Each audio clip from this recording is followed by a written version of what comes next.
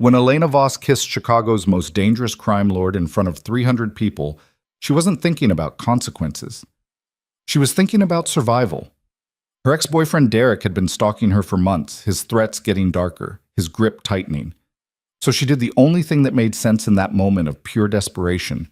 She walked across that ballroom floor and pressed her lips against a man who could destroy her just as easily as he could save her. What happened next changed everything. If you want to know how a single kiss can rewrite your entire life, stay with me until the end. Hit that like button and drop a comment with your city so I can see how far this story travels.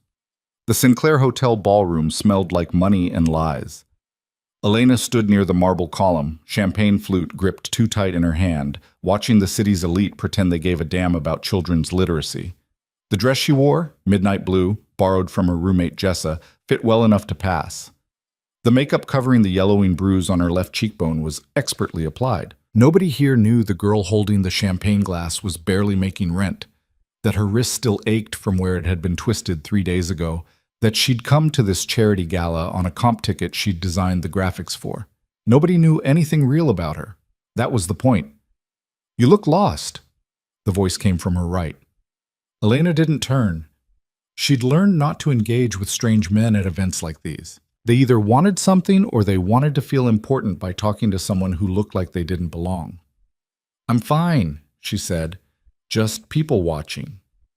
Dangerous hobby in a room like this. This time she glanced over. The woman speaking was older, maybe 60, wearing emeralds that probably cost more than Elena's entire year of student loans. Her smile was knowing. "Most people here," the woman continued, "they're watching too, looking for weaknesses, opportunities. You'd be surprised how much blood gets spilled in ballrooms." "I'll keep that in mind." The woman's smile widened. "You're the designer, aren't you? The one who did the invitations. Beautiful work, very clean." Elena blinked. "Thank you. I'm Margaret Sinclair. This is my husband's hotel." "Oh, I'm Elena. Elena Voss." "I know." Margaret's eyes moved past her, scanning the crowd. "Word of advice, dear. If you're going to hide, don't do it near the exits. Makes you look like you're planning to run." Before Elena could respond, Margaret drifted away into the crowd, leaving behind the faint scent of Chanel and the uncomfortable feeling that she'd been read like a children's book. Elena took a sip of champagne. It was good, too good. Everything here was too good, too polished, too far removed from the life she actually lived. She shouldn't have come. The invitation had been a courtesy, a nice gesture from the nonprofit coordinator who'd hired her. Elena had designed their entire campaign, logos, mailers, social media graphics, for barely above cost because she believed in the cause. She didn't belong at the gala itself, but Jessa had insisted. "You need to network," she'd said, pinning Elena's hair up in her tiny bathroom. "You need to be seen. How else are you going to get real clients?" Real clients. As if Elena's life had room for ambition right now. As if she wasn't spending every spare moment looking over her shoulder, checking locks, avoiding certain streets. As if Derek Hale wasn't somewhere in this very room. She'd seen him 20 minutes ago, near the bar. He'd seen her too. Their eyes had met across the crowd, and his expression had shifted into something possessive and ugly. He'd started moving in her direction, but someone had intercepted him. Some business contact, probably. Derek was good at playing the successful young executive. Nobody at his firm knew what he was like when the doors closed. Elena's phone buzzed in her clutch. She pulled it out, already knowing what she'd find. "You look beautiful tonight, like you're mine." Her stomach twisted. She deleted the text without responding, but 3 more came in rapid succession. "That dress is new. Who bought it for you?" "Don't ignore me, Elena. We need to talk. Outside. 5 minutes." Her hands were shaking now. She put the phone away and drained the rest of her champagne. The ballroom suddenly felt too small, too hot. All these people in their expensive clothes, their practiced smiles, and not one of them would help her if Derek decided tonight was the night he stopped making threats and started making good on them. The restraining order was a joke. He'd violated it 4 times. The police had done nothing. His family had money, connections. Elena had a public defender who looked about 12 years old and a stack of medical bills from the last time Derek had lost his temper. She was alone. The realization hit her with fresh force, even though it wasn't new. She'd been alone since her parents died in the car accident 2 years ago, since her small support system had crumbled, since she'd made the mistake of thinking Derek's attention was love instead of control. Elena. She went rigid, his voice, right behind her. We're not doing this here, she said without turning around. Yes, we are. Derek's hand closed around her elbow. Not hard enough to hurt, but firm enough to make his point. To anyone watching, it probably looked almost affectionate. You've been avoiding my calls. There's a reason for that. I miss you. Let go of me. Baby, come on, don't be like this. His grip tightened fractionally. I know I screwed up. I know I need to be better. But you can't just shut me out. We had something real. Elena tried to pull away. His fingers dug in harder. Derek, I'm serious. Let go or I'll make a scene. He laughed. Actually laughed. No, you won't. You hate scenes. You hate conflict. That's always been your problem, Elena. You're too soft. Something inside her snapped. Maybe it was the champagne. Maybe it was the weeks of fear finally reaching critical mass. Maybe it was just exhaustion. She yanked her arm free, harder than she'd intended, and her champagne flute slipped from her other hand. It shattered on the marble floor with a sound that seemed to echo through the entire ballroom. Conversations stopped. Heads turned. Derek's expression shifted, his public face sliding into place, concerned, slightly embarrassed. The picture of a man dealing with a clumsy date. Are you okay? He asked, loud enough for people nearby to hear. His hand reached for her again. You seem a little unsteady. And that's when Elena saw him, across the room, standing with a small group of men in suits that probably cost more than her car. He was older than most people here, mid to late 40s, she guessed. Tall, broad-shouldered, dark hair touched with gray at the temples. His face was the kind that didn't need to try for authority. It just had it, built into the architecture of his bones. But that wasn't what made Elena's breath catch. It was the way everyone around him had positioned themselves, slightly turned toward him, attentive, like planets orbiting a sun. And the way people walking past gave his group a wide berth, their trajectories subtly altered by his presence. This was someone important, someone powerful, someone dangerous. Their eyes met across the ballroom.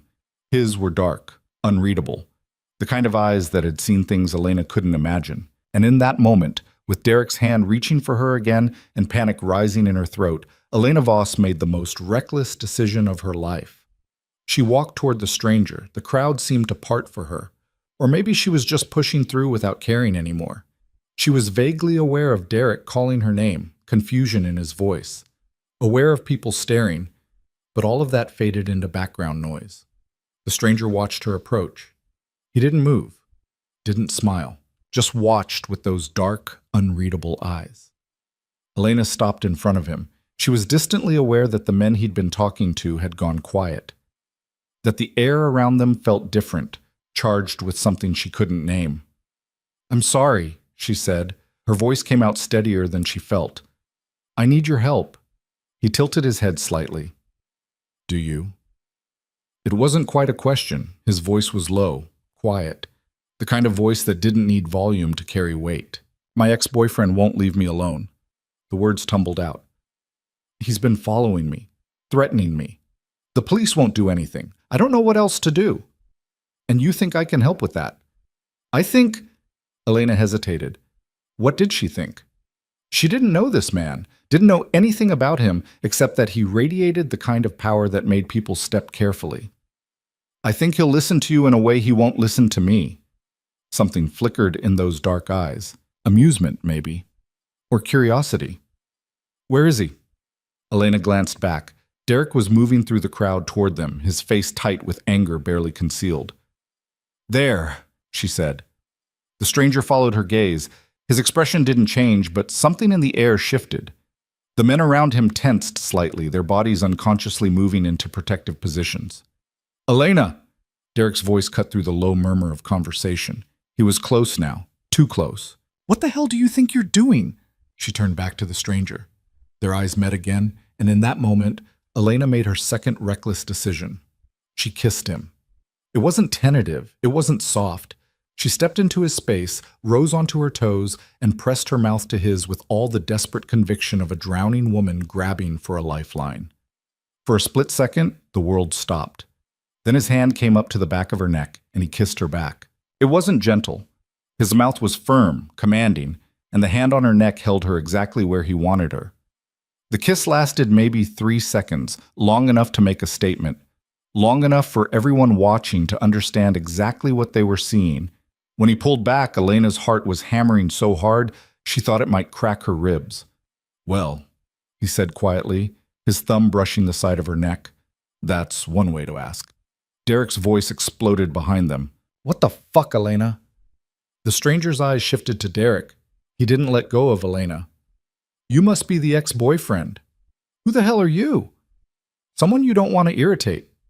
His tone was conversational, almost bored. "Walk away." Derek laughed. It was a harsh, ugly sound. "Are you serious? You think you can just—" "I'm not asking."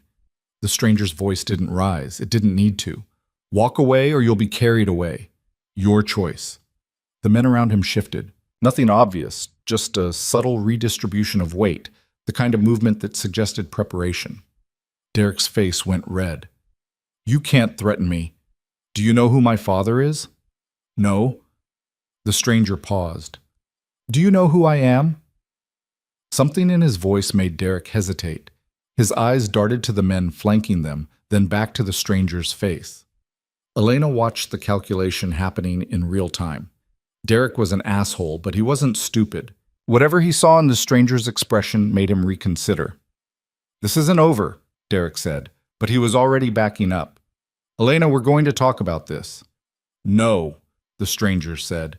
"You're not." Derek opened his mouth, then closed it. His jaw worked.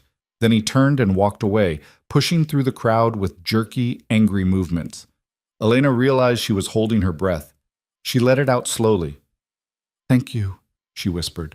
The stranger's hand was still on the back of her neck.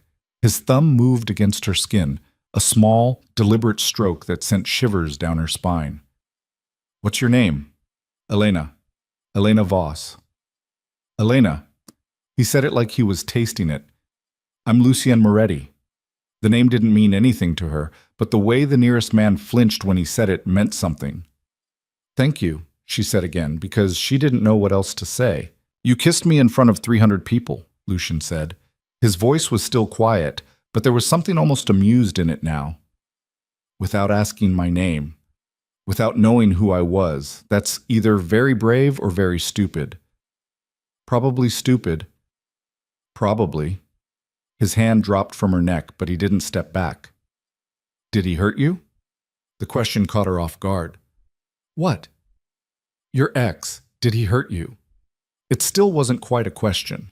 Elena felt something twist in her chest. "That's not... It's complicated. It's a yes or no question." "Yes." The word came out small.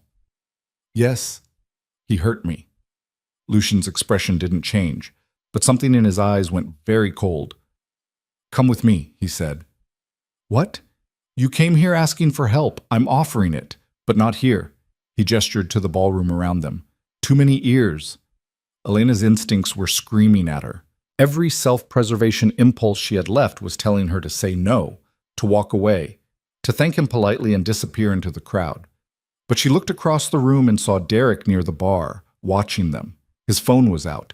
His face was murderous. "Okay," Elena said. Lucien held out his arm. After a moment's hesitation, she took it. They walked through the ballroom like that, her hand resting on his forearm, his pace measured to match hers. The crowd parted for them without anyone appearing to move deliberately. It was like watching water flow around a stone. One of the men who'd been standing with Lucien fell into step behind them. He was younger, maybe early 30s, with sharp features and calculating eyes. He didn't look at Elena, but she had the distinct impression he was aware of everything about her. They moved through a side door, down a carpeted hallway. The sounds of the gala faded behind them. Lucien led her to an elevator with no visible call button. He pressed his palm against a panel, and the doors opened immediately. The elevator was all dark wood and brass. There were no floor buttons inside, just another palm panel. Elena's pulse kicked up again. Where are we going? Somewhere private. Lucien pressed his palm to the panel. The elevator began to rise. Where we can talk without being interrupted. The man who'd followed them stepped into the elevator last. The doors closed. Elena watched the floor numbers climb. They passed the ballroom level. Kept going. The hotel was 12 stories. They passed the 12th floor. There's a 13th floor? She asked. For certain guests, Lucien said. The elevator stopped. The doors opened onto a hallway that looked nothing like the rest of the hotel. No gilded mirrors or expensive artwork. Just clean lines, dark walls, and security cameras visible in the corners. They walked to a door at the end of the hall. Lucien opened it and gestured for her to enter. Elena stepped inside and stopped. The space beyond wasn't a hotel room. It was an apartment. Massive, modern, with floor-to-ceiling windows overlooking the Chicago skyline. The furniture was expensive but understated. Everything was in shades of gray and black and deep blue. Have a seat, Lucien said, closing the door behind them. The other man remained in the hallway. Elena sat on the edge of a leather sofa. Her hands were shaking again. Now that the adrenaline was fading, the reality of what she'd just done was sinking in. She'd kissed a complete stranger in front of hundreds of people, including Derek. She'd gone with that stranger to a private apartment on a secret floor of a hotel. She had no idea who Lucien Moretti actually was. You're panicking, Lucien observed. He moved to a bar cart and poured something amber into 2 glasses. Understandable, but unnecessary. I don't even know you. No. He crossed the room and handed her one of the glasses. But you trusted me enough to ask for help, and I'm curious enough to give it. Elena looked down at the glass. Whiskey, probably. Or bourbon. She didn't drink hard liquor. She took a sip anyway. It burned, but in a way that steadied her. Tell me about Derek Hale, Lucien said. He sat in the chair across from her, relaxed and patient, like they had all the time in the world. Why? Because I need to know what I'm dealing with. You don't have to deal with anything. You already scared him off. For tonight, Lucien's voice was matter-of-fact. Men like him don't take embarrassment well. He'll regroup, come back angrier. Elena knew he was right. She took another sip of whiskey. We dated for 8 months, she said. It was good at first. He was charming, attentive. Then it started changing, little things. He'd get upset if I didn't text back fast enough. He wanted to know where I was all the time, who I was with. Controlling. Yeah. Elena stared into her glass. I should have seen it earlier, but I kept making excuses. He was stressed at work. He was just being protective. I told myself it was because he cared. When did it get physical? The question was direct, clinical, but not unkind. 3 months ago, we had an argument about something stupid. I can't even remember what. He grabbed my arm, hard enough to leave bruises. He apologized right away, said it would never happen again. But it did. 2 weeks later. Then again, each time it got worse. She met Lucien's eyes. The last time was bad. I ended up in the ER. That's when I finally left. And the restraining order? Doesn't matter. He's violated it 4 times.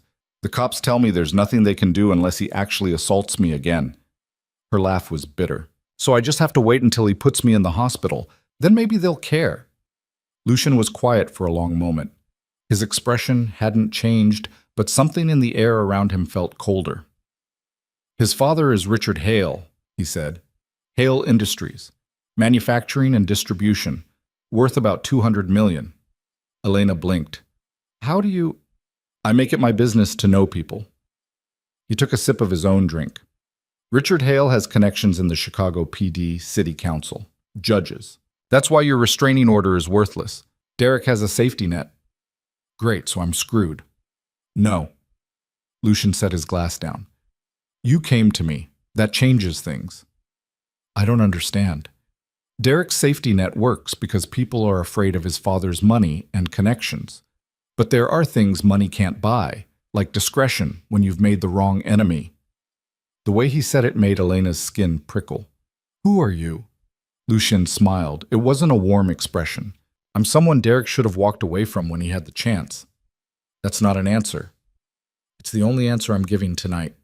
He leaned forward slightly. Here's what's going to happen, Elena. You're going to stay here, in this apartment, where Derek can't find you. I can't just... I have a job, my apartment, my roommate. Your job is freelance. You can work from anywhere. Your roommate will be fine. And your apartment is the first place Derek will look when he realizes you're serious about cutting him off. How do you know I freelance? Lucian's smile widened fractionally. I told you, I make it my business to know people. Elena's head was spinning. This is insane. I can't just move into a stranger's apartment. You can, and you will, because the alternative is waiting for Derek to escalate. And men like him always escalate. He was right. Elena knew he was right, but this was happening too fast. She'd come to the gala thinking she'd network, maybe get a new client contact. Now she was sitting in a secret apartment with a man who seemed to know everything about her and everyone else in Chicago. What do you want? She asked. People don't just help for no reason. What's in this for you? Lucian regarded her for a long moment. You kissed me, he said finally. In front of a room full of people who will be talking about it by morning. That makes you mine, as far as anyone watching is concerned. I'm not anybody's. Good. Hold on to that. He stood. But perception matters. Derek saw you choose me over him. That's a public humiliation. If I don't follow through, I look weak, and I don't tolerate looking weak. So I'm what? A statement? You're a woman who asked for protection. I'm giving it to you. Everything else is secondary. He moved toward a hallway leading off the main room. Come on, I'll show you where you'll sleep. Elena didn't move. And if I say no? If I just leave? Lucian stopped, looked back at her. Then Derek will be waiting for you in the parking garage, he said. And I'll go back to my evening. Your choice. Wasn't really a choice at all. Elena stood and followed him down the hallway. The bedroom was larger than her entire apartment. Dark walls, a massive bed with expensive linens, another wall of windows overlooking the city. The bathroom's through there, Lucian said, gesturing. You'll find everything you need, toiletries, clothes in various sizes in the closet. Help yourself. You just keep women's clothes on hand? I keep options available for guests. Sometimes meetings run long. People need to change. He moved back toward the door. I'll have someone bring your things from your apartment tomorrow. Give me your address and your roommate's number. I'll make sure she knows you're safe. Just like that. Just like that. He paused in the doorway. Get some rest, Elena. We'll talk more in the morning. Wait. She didn't know what she wanted to ask. There were too many questions. Why are you doing this? Lucian was quiet for a moment. Then, you walked across a ballroom and kissed a stranger because you were desperate enough to risk anything. That takes courage most people don't have. I respect courage. That wasn't courage. That was panic. Sometimes they're the same thing. He pulled the door closed behind him. Good night, Elena. She stood alone in the expensive bedroom, heart still racing, and wondered what the hell she'd just gotten herself into. Through the windows, Chicago glittered like broken glass. Elena pulled out her phone. 17 missed calls from Derek. 42 text messages. She didn't read them. She blocked his number, then turned her phone off completely. Her hands were still shaking. She moved to the window and pressed her palm against the cold glass. 13 stories below, the city moved and breathed. Cars crawling through streets, people living their lives. None of them knew that Elena Voss had just traded one dangerous man for another. Except Lucian didn't feel dangerous in the same way Derek did. Derek's danger was personal, intimate, born from jealousy and control. Lucien's danger was something else entirely. Something colder, more absolute. But he'd offered protection when no one else would. And right now, that was enough. Elena turned away from the window. She found the bathroom, marble and chrome, bigger than some bedrooms, found a bathrobe hanging on the back of the door. She stripped off the borrowed dress, washed her face, and let the hot water run over her hands until they finally stopped shaking. When she looked in the mirror, she barely recognized herself. The bruise on her cheekbone was fully visible now. There were older marks, too, fading yellow and green along her collarbone, evidence of Derek's love written on her skin. Never again, she thought. Whatever happens next, he never touches me again. She went back into the bedroom and climbed into the enormous bed. The sheets were soft, expensive. the kind of luxury she'd never experienced. Sleep shouldn't have come easily, but exhaustion was a weight she couldn't fight anymore. Elena closed her eyes and fell into darkness, and for the first time in months, she didn't dream about Derek's hands around her throat. When she woke, sunlight was streaming through the windows. For a confused moment, she didn't know where she was. Then memory returned in a rush. The gala, the kiss. Lucien Moretti. She sat up and found a note on the nightstand, written in precise handwriting, "Coffee in the kitchen. Make yourself at home. We'll talk when you're ready. LL." Elena got out of bed and padded barefoot down the hallway. The apartment looked different in daylight. Still expensive, still intimidating, but somehow less ominous. The living room was empty.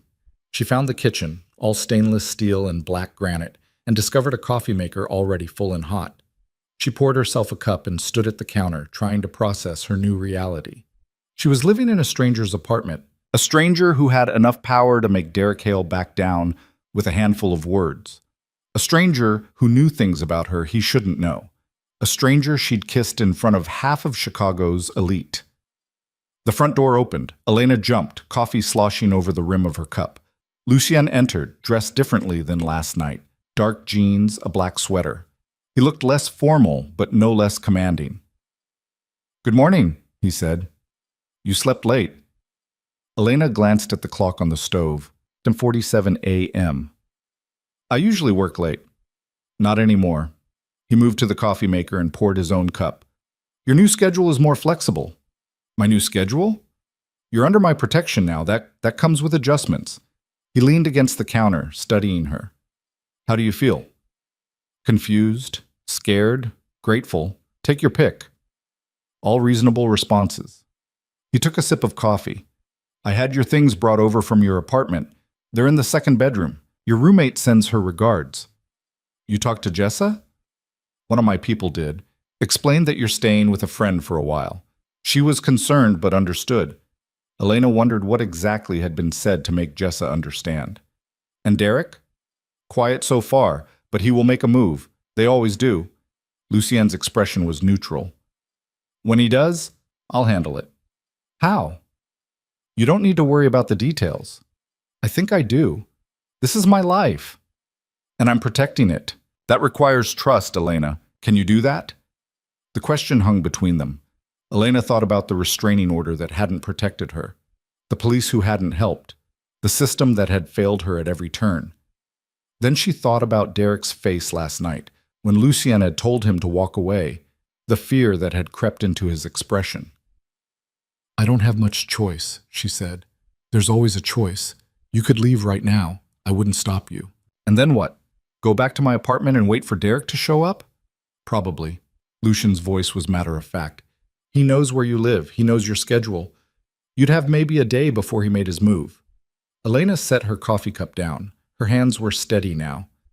"So this is the better option, living here, with you. It's the safer option. Whether it's better depends on your perspective." "What does that mean?" Lucien pushed away from the counter. "It means I'm not a good man, Elena. I'm effective, I'm powerful, but I'm not good. And being under my protection comes with complications you may not be prepared for." "Like what?" "Like the fact that people will make assumptions about us, about why you're here, about what you are to me." Heat crept into Elena's face. This isn't." "I know, but they won't care about the truth. They'll care about the story, and the story they'll tell is that you're mine." He paused. "That has consequences. Benefits too, but consequences." Elena's mind was racing. "What kind of consequences?" "The kind where Derek becomes very motivated to hurt you, because hurting you hurts me, or at least that's what he'll believe." Lucien's voice was calm, clinical. "The kind where other people in my world start paying attention to you, watching you, using you as leverage." Jesus Christ! Elena sat down hard on one of the kitchen stools. "This is insane. I just wanted him to leave me alone. And he will. But nothing is free." Lucien moved closer, his voice gentling slightly. "I'm giving you the reality, Elena. You deserve that much. This protection isn't simple. It's effective, but it's not simple." She looked up at him. In the morning light, he looked tired. There were lines around his eyes she hadn't noticed last night, silver threads in his dark hair.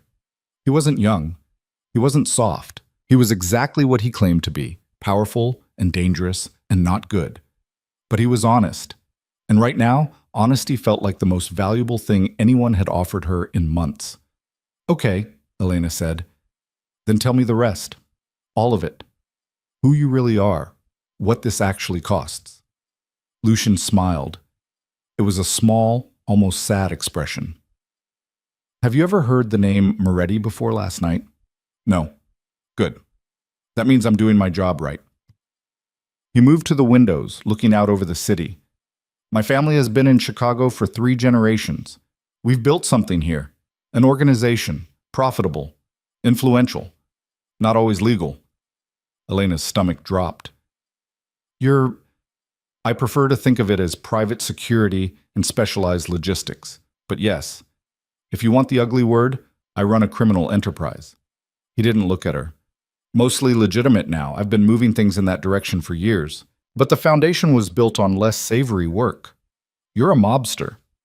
I'm a businessman who understands that power comes in many forms. Some of them involve violence. Most of them involve money and leverage." Finally, he turned to face her. "Does that change things?" Elena didn't know what to say. She should be horrified. She should run. But Derek had taught her something about monsters. They didn't always look like monsters. Sometimes they looked like successful young executives with nice smiles and family money. Sometimes they waited until you loved them before they showed their teeth. Lucian wasn't pretending. He was telling her exactly what he was. "I don't know," she said honestly. "I don't know what to do with this." "That's fair." He crossed back to her. "Here's what I can promise you. While you're under my protection, Derek can't touch you. No one can. You'll be safe in a way the law couldn't make you safe. And in exchange, you let people think you're mine. You stay here, where I can control the variables. You trust me to handle Derek when he makes his move." Lucian's voice was steady. "And you accept that the man protecting you is not a hero. I'm just the lesser of 2 evils." Elena thought about the bruises Derek had left, the fear that had become her constant companion, the sleepless nights and panic attacks, and the growing certainty that eventually he would kill her. "Lesser evil is still better than the alternative," she said. Lucien's expression softened fractionally. "Is that a yes?" "It's a yes. For now, until I figure out what comes next." "Fair enough." He held out his hand. "Then we have an agreement." Elena looked at his hand, strong, scarred across the knuckles, the hand of someone who'd done violent things. She took it anyway. His grip was firm, warm. He shook once, then released her. "Welcome to your new life, Elena Voss," he said. "Try not to break anything expensive." Despite everything, she almost smiled. "I'll do my best." And somewhere in the city below, Derek Hale woke up with rage in his veins and started making plans. The first 3 days passed in a strange kind of limbo. Elena worked from the apartment, her laptop set up at the dining table that overlooked the city. She designed logos for an organic bakery, updated a website for a yoga studio, and tried not to think about how her entire life had been compressed into 2 suitcases and a laptop bag. Lucien was gone most of the time. He left early, came back late. Sometimes she'd wake in the middle of the night and hear his voice through the walls, speaking in low tones on the phone. She never asked what he was doing. She wasn't sure she wanted to know. But he always checked in, a text around noon asking if she needed anything.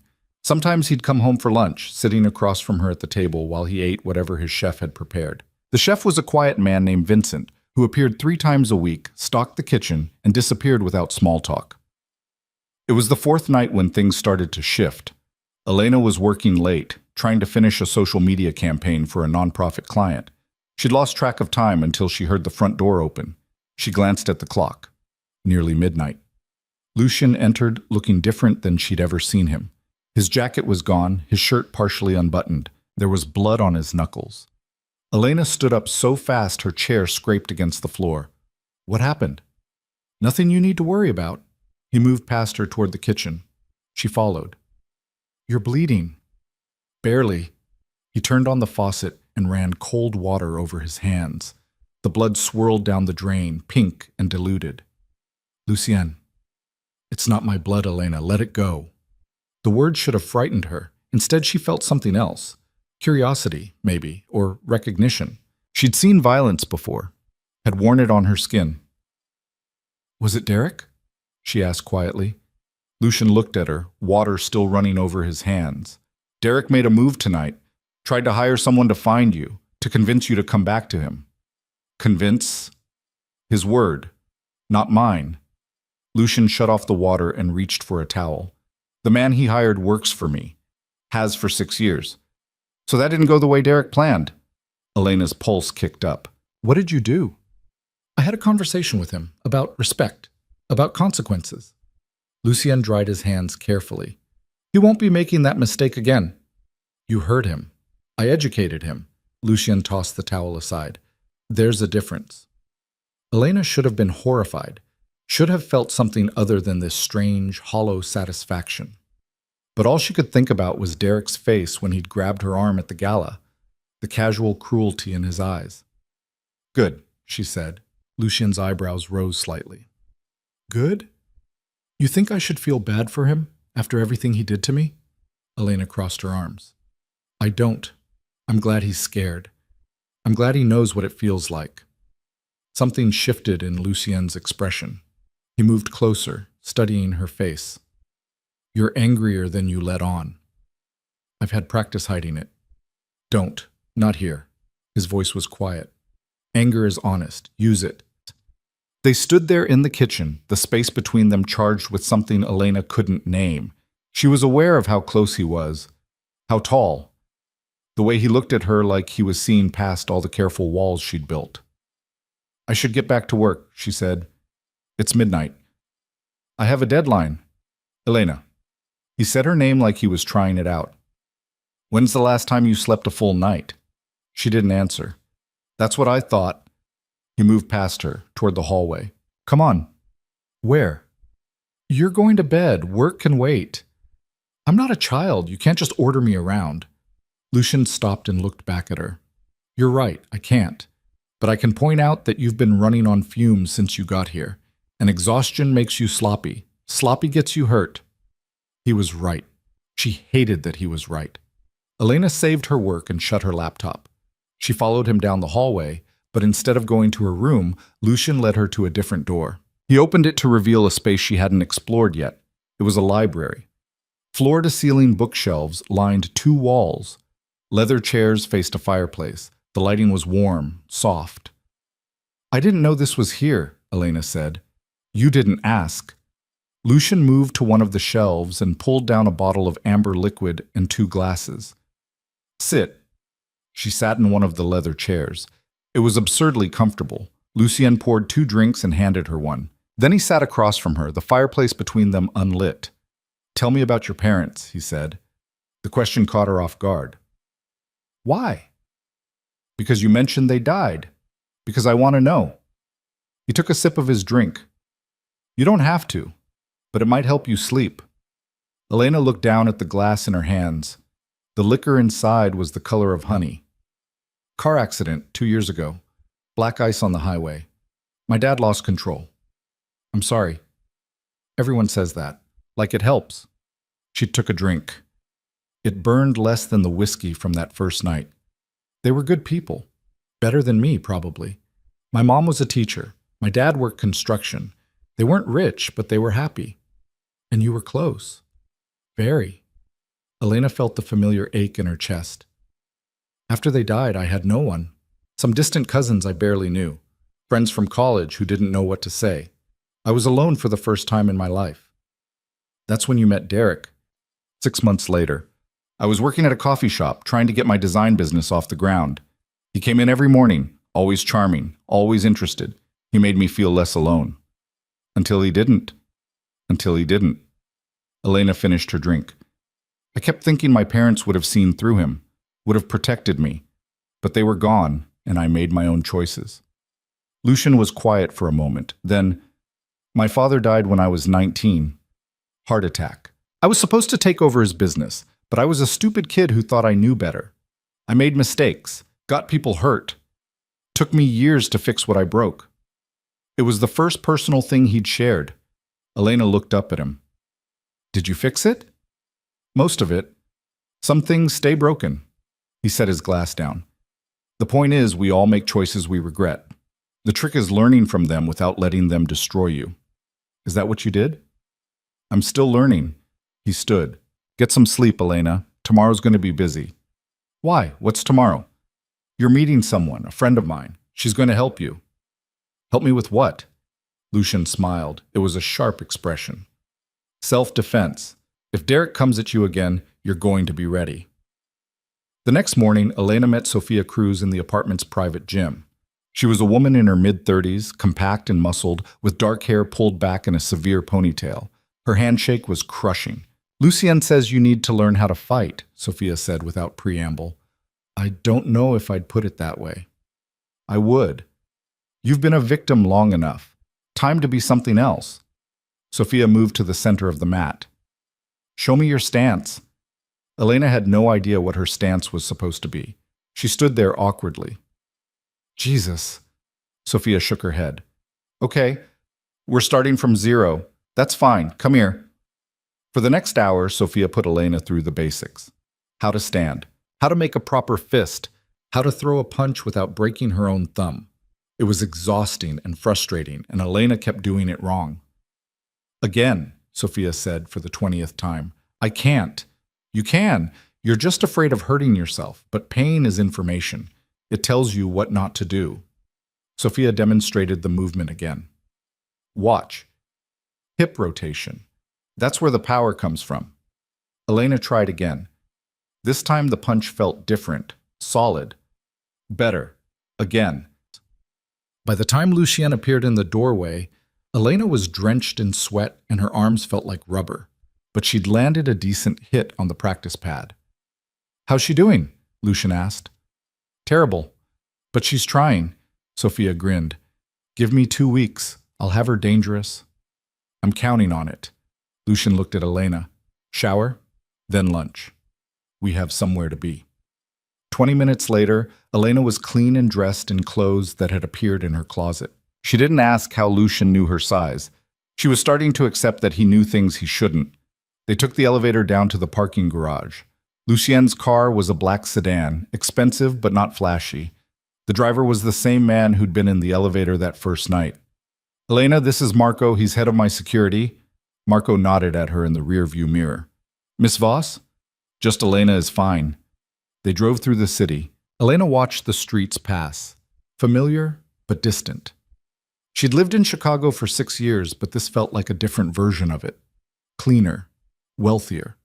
The kind of neighborhoods where you didn't check your locks twice. They stopped in front of a building downtown. Glass and steel, modern and imposing. Lucien led her inside through a lobby that looked like an art gallery, into another elevator.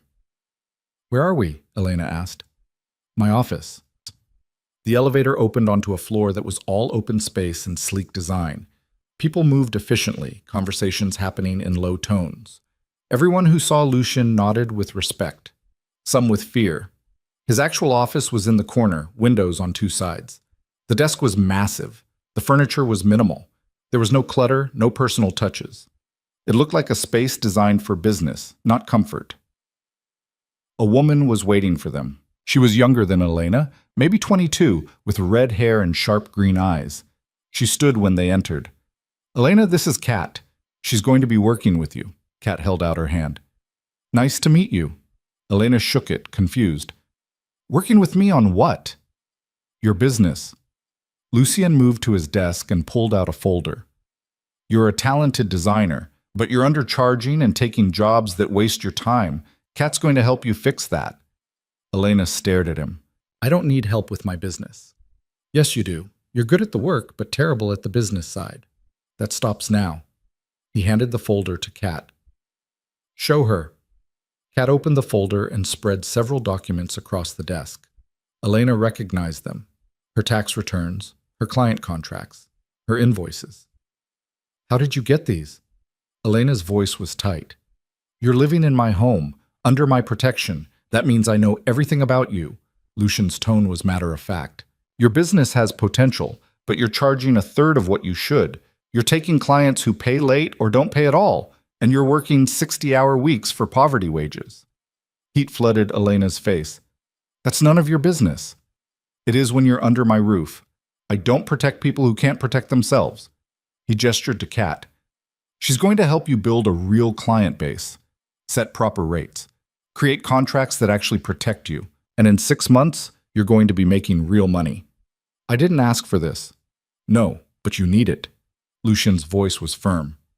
You can be angry about it, or you can use it. Your choice.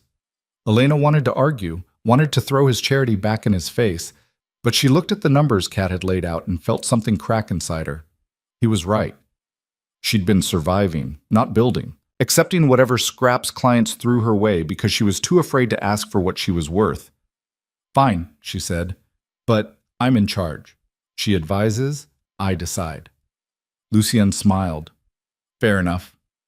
Kat spent the next 2 hours walking Elena through a business plan, new pricing structures, target clients, marketing strategies. It was overwhelming, but also exciting in a way Elena hadn't felt in months. When they finished, Lucien took Elena to lunch at a restaurant she'd never afford on her own. They sat by the window, and he ordered for both of them without asking what she wanted. She should have been annoyed, but the food was incredible. Why are you doing this? Elena asked between bites. The self-defense training, the business help, all of it. I told you, you're under my protection. That's not an answer. Lucien was quiet for a moment, studying his wine glass. When I was younger, I watched my mother stay with a man who hurt her. My father. She made excuses, said she loved him, said he'd change. He never did. Elena went still. I was 14 when he broke her arm, 16 when he put her in the hospital. She died when I was 18, cancer. But I always wondered if the stress of living with him made her sick. Lucien's voice was calm, but his jaw was tight.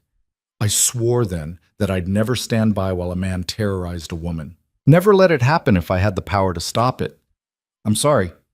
Don't be. It made me what I am. He looked at her directly. Derek reminds me of my father. Same entitled rage, same belief that he owns whatever he wants. I'm going to make sure he learns differently. The intensity in his voice made Elena shiver. What are you planning? Nothing you need to worry about. Stop saying that. This is my life. I deserve to know. Lucien leaned back in his chair.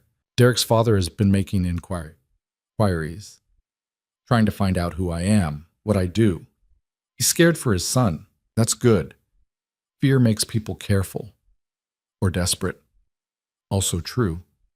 Lucien's smile was cold. But I'm counting on it. They finished lunch and drove back to the apartment. Elena spent the afternoon working through the business plan Kat had created. It was ambitious. Maybe too ambitious. But for the first time in years, she felt like she had a future beyond just surviving the present. That evening, Lucien was home for dinner. Vincent had prepared something Italian, rich, and perfect. They ate in the dining room, an odd kind of domesticity settling between them. Sophia says you're improving, Lucien said. Sophia says I'm terrible, but trying. Same thing in her world. He refilled her wine glass. You'll get there. How do you know? Because you don't quit. You could have left a dozen times by now, gone back to your apartment, taken your chances. But you're still here, because I'm scared. Fear is smart, but it's not what's keeping you here. Lucien's eyes met hers. You want to fight back. You're just learning how. Elena felt something warm spread through her chest. It might have been the wine. It might have been something else. Can I ask you something? She said. Always. That first night, at the gala, why did you kiss me back? Lucien was quiet for a long moment. Because you asked for help in a way I couldn't ignore. And because I was curious. About what? About what kind of woman walks up to a stranger and gambles everything on a single move? He stood and carried his plate to the kitchen. You're braver than you think, Elena. Don't forget that. He left her sitting at the table, warmth still spreading through her body, and she realized with a start that she wasn't afraid of him anymore. The next week fell into a pattern. Mornings with Sophia, learning how to move, how to hit, how to use her size as an advantage instead of a liability. Afternoons with Kat, building a business that could actually sustain her. Evenings with Lucien when he was home, talking about everything and nothing. She learned things about him, small things. He drank his coffee black. He hated fish. He read poetry late at night when he couldn't sleep. He had a scar along his ribs from a knife fight when he was 23, and she found herself watching him, the way he moved through space with absolute confidence, the way people responded to him like he was gravity and they were just caught in his pull. The way he looked at her sometimes, like he was trying to solve a puzzle. It was dangerous, this awareness. Elena knew it, but she couldn't seem to stop. 2 weeks after that first night, Derek made his second move. Elena was in the gym with Sophia, working through combinations when Marco appeared in the doorway. His face was grim. "Lucien wants you upstairs. Now." Sophia's expression shifted. "Go, I'll clean up here." Elena's heart hammered as she followed Marco to the apartment. Lucien was standing by the windows, his phone in his hand. He looked furious. "What happened?" Elena asked. "Derek filed a missing persons report. Claims you were kidnapped." Lucian's voice was tight with controlled rage. "The police want to talk to you." "What? That's insane." "It's strategic. He's trying to force you out, make you choose between coming back to him or dealing with a police investigation into me." Lucien turned to face her. "We need to handle this carefully." "I'll just tell them the truth, that I left willingly, that I'm safe." "It's not that simple. If you talk to them, they'll ask where you're staying, who with. That opens doors I'd rather keep closed." Elena felt panic rising. "So what do I do?" "You don't do anything. I'll handle it." "How?" Lucian's smile was sharp and cold. "I'll remind Derek's father that filing false reports is a crime, and that I have resources he doesn't want pointed in his direction." "That sounds like a threat." "It is." He moved closer to her. "Elena, I need to know. Are you ready for this to get ugly? Because it will. Derek's not going to stop, and the more I push back, the more desperate he'll become." She thought about the bruises, the fear, the months of feeling hunted. "I'm ready," she said. "Good." Lucien pulled out his phone and made a call. "It's me. I need you to contact Richard Hale. Tell him his son is about to create a very expensive problem for everyone involved." He talked for another minute, then hung up. The whole time his eyes stayed on Elena. "This is going to blow back on you," he said when the call ended. "Derek will tell people you're with me, that I'm controlling you. The same things he accused you of will get turned around and aimed at me." "I know." "It doesn't bother you?" Elena met his gaze. "You're not him. People who matter will see the difference." Something shifted in Lucien's expression. He reached out and touched her face, his thumb brushing along her cheekbone where the bruise had finally faded completely. "You're not what I expected," he said quietly. "What did you expect?" "Someone who needed saving. But you don't need saving. You just needed someone to hold the door open while you saved yourself." His hand was still on her face. Elena's breath caught. The space between them felt electric, charged with possibility. Then Lucien's phone rang. The moment broke. He stepped back and answered. "Yes?" A pause. "Good. Make sure he understands the consequences." He hung up and looked at Elena. "It's handled. Derek's withdrawing the report." "Just like that?" "Just like that. His father is smarter than his son. He knows when to cut his losses." Elena should have felt relieved. Instead, she felt restless, like something was building and she couldn't see what it was yet. That night, she couldn't sleep.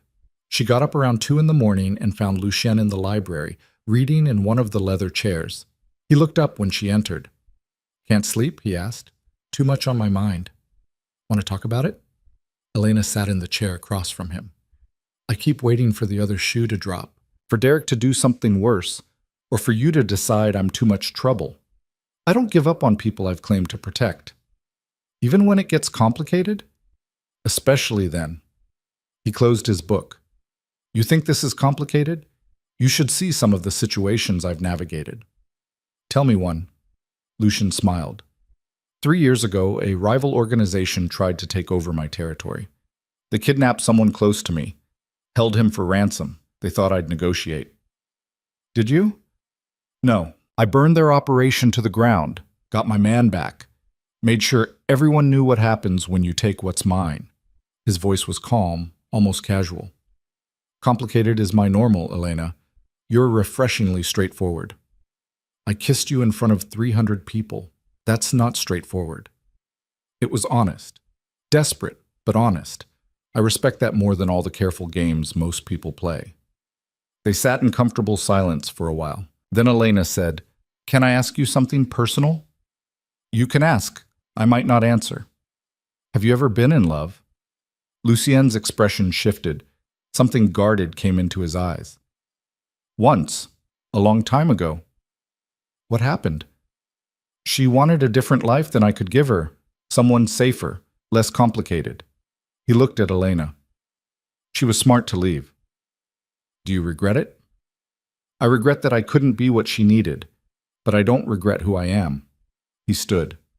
"You should try to sleep. Tomorrow's going to be long." But Elena stood too, moving closer. "Why do you keep pushing me away?" "I'm not." "You are. Every time we get close to something real, you pull back. Why?" Lucien's jaw tightened. "Because you don't know what you're asking for." "Then tell me." "Elena." Her name was a warning. "I'm not a good man. I've done things that would horrify you. Hurt people, destroyed lives. The only reason I'm helping you is because it serves my interests to keep Derek in line." "I don't believe you." "You should." She was close enough now to feel the heat coming off his body, close enough to see the tension in his shoulders. "You're lying. Maybe not about what you've done, but about why you're helping me." "You think you know me after 2 weeks?" "I think you're not as cold as you pretend to be." Lucian's hand shot out and gripped her wrist. Not hard, just firm enough to make his point. Don't mistake protection for affection. Don't confuse gratitude with attraction. That's how people get hurt. Elena didn't pull away. What if it's not confusion? What if it's just honest? For a moment they stood frozen, his hand on her wrist, her eyes locked with his, the air between them crackling.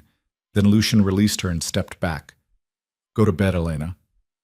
"Lucian, please." The word sounded like it cost him something. "Just go." Elena went.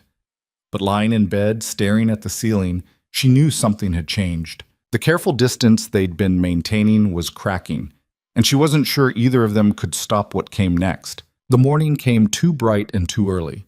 Elena dragged herself out of bed feeling like she'd barely slept, which wasn't far from the truth.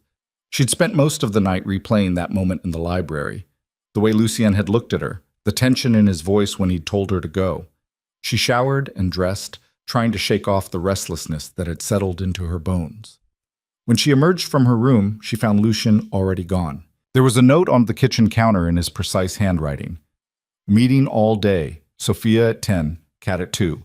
Make yourself useful. L." Elena crumpled the note and tossed it in the trash. Make herself useful, like she was some project he was managing instead of a person. But when Sophia showed up at 10, Elena channeled all her frustration into the training. She hit harder, moved faster, pushed through the burn in her muscles until Sophia actually looked impressed. "Whatever's got you fired up, keep it," Sophia said, holding the practice pad steady. "This is the best you've looked all week." "I'm just tired of being afraid." "Good. Fear is useful until it isn't, then it's just baggage." Sophia reset her stance. "Again, and this time don't hold back on the follow-through." Elena threw the combination. Her hip rotated properly, her fist connected with satisfying force. Something in her chest loosened. "That's it," Sophia said. "You're getting it." By the time Kat arrived at 2, Elena was sore and sweaty and felt more centered than she had in days. She showered quickly and met Kat in the dining room, where the younger woman had spread out a laptop and several folders. "Okay," Kat said, pulling up a spreadsheet. "I've compiled a list of potential clients, companies that match your aesthetic and have the budget to pay what you're worth. I'm thinking we start with targeted outreach. 5 emails a day. Personalized. No generic pitches." Elena looked at the list. Tech startups, design firms, marketing agencies. The kind of clients she'd only dreamed about working with. "This feels like a lot." "It's not. You're good enough for these clients. You just need to believe it." Kat's green eyes were sharp. "Confidence is half the sale. The other half is showing them you understand their needs better than anyone else." They spent the next 3 hours crafting email templates and building a portfolio presentation. Kat was relentless, pushing Elena to highlight her strengths, to stop underselling herself. It was exhausting, but also exhilarating. When Kat finally packed up to leave, she paused at the door. "Can I ask you something?" "Sure." "How long have you and Lucian been together?" Elena blinked. "We're not together. It's not like that." Kat's expression was skeptical. "Right. That's why he personally vetted every piece of advice I've given you. Why he made me run 3 different business models to find the one that would work best for your situation. Why he checks in with me every day to see how you're progressing. He's just thorough. He's invested." Kat shouldered her bag. "I've worked for Lucien for 2 years. I've never seen him pay this much attention to someone. Just thought you should know." She left before Elena could respond. Elena sat at the dining table, staring at the closed door, Kat's words echoing in her head. She wanted to dismiss them, wanted to believe this was all just business for Lucien, protection as transaction. But she kept remembering the way he'd looked at her last night, the way his voice had cracked when he'd said please. Her phone buzzed, a text from an unknown number. "You look good when you're working, focused, like the girl I fell in love with." Elena's blood went cold. She checked the number again. Not Derek's, but the message was unmistakably him. Another text came through. "He can't keep you locked up forever. Eventually you'll have to come out. And when you do, we're going to talk." Her hands were shaking. She wanted to throw the phone across the room. Instead, she took a screenshot of both messages and forwarded them to Lucian. His response came within seconds. "Don't respond. Don't engage. I'm handling it." Then, a moment later, "Are you okay?" Elena stared at the question. Such a simple thing to ask, but coming from him, it felt weighted with meaning. "I'm fine. Just angry." "Good. Stay angry. I'll be home in an hour." He was home in 40 minutes. Elena heard the door open, heard his footsteps, and then he was there in the dining room doorway, his tie loosened and his expression dark. "Show me your phone." She handed it over. Watched him read the messages, his jaw tightened with each word. "He's using burner numbers, Lucien," and said. "Probably buying cheap phones, texting once and ditching them. So we can't trace it." "We can. It just takes more work." He handed the phone back. "Marco's already on it. We'll find out where he bought the phones, pull security footage, track his movements." That sounds like a lot of effort for some text messages. "It's not about the messages, it's about the pattern. He's escalating, testing boundaries, seeing how close he can get before I respond." Lucian moved to the window, his shoulders tight. "He's getting desperate." "Is that bad?" "Desperate men are unpredictable. They stop calculating risk." He turned to face her.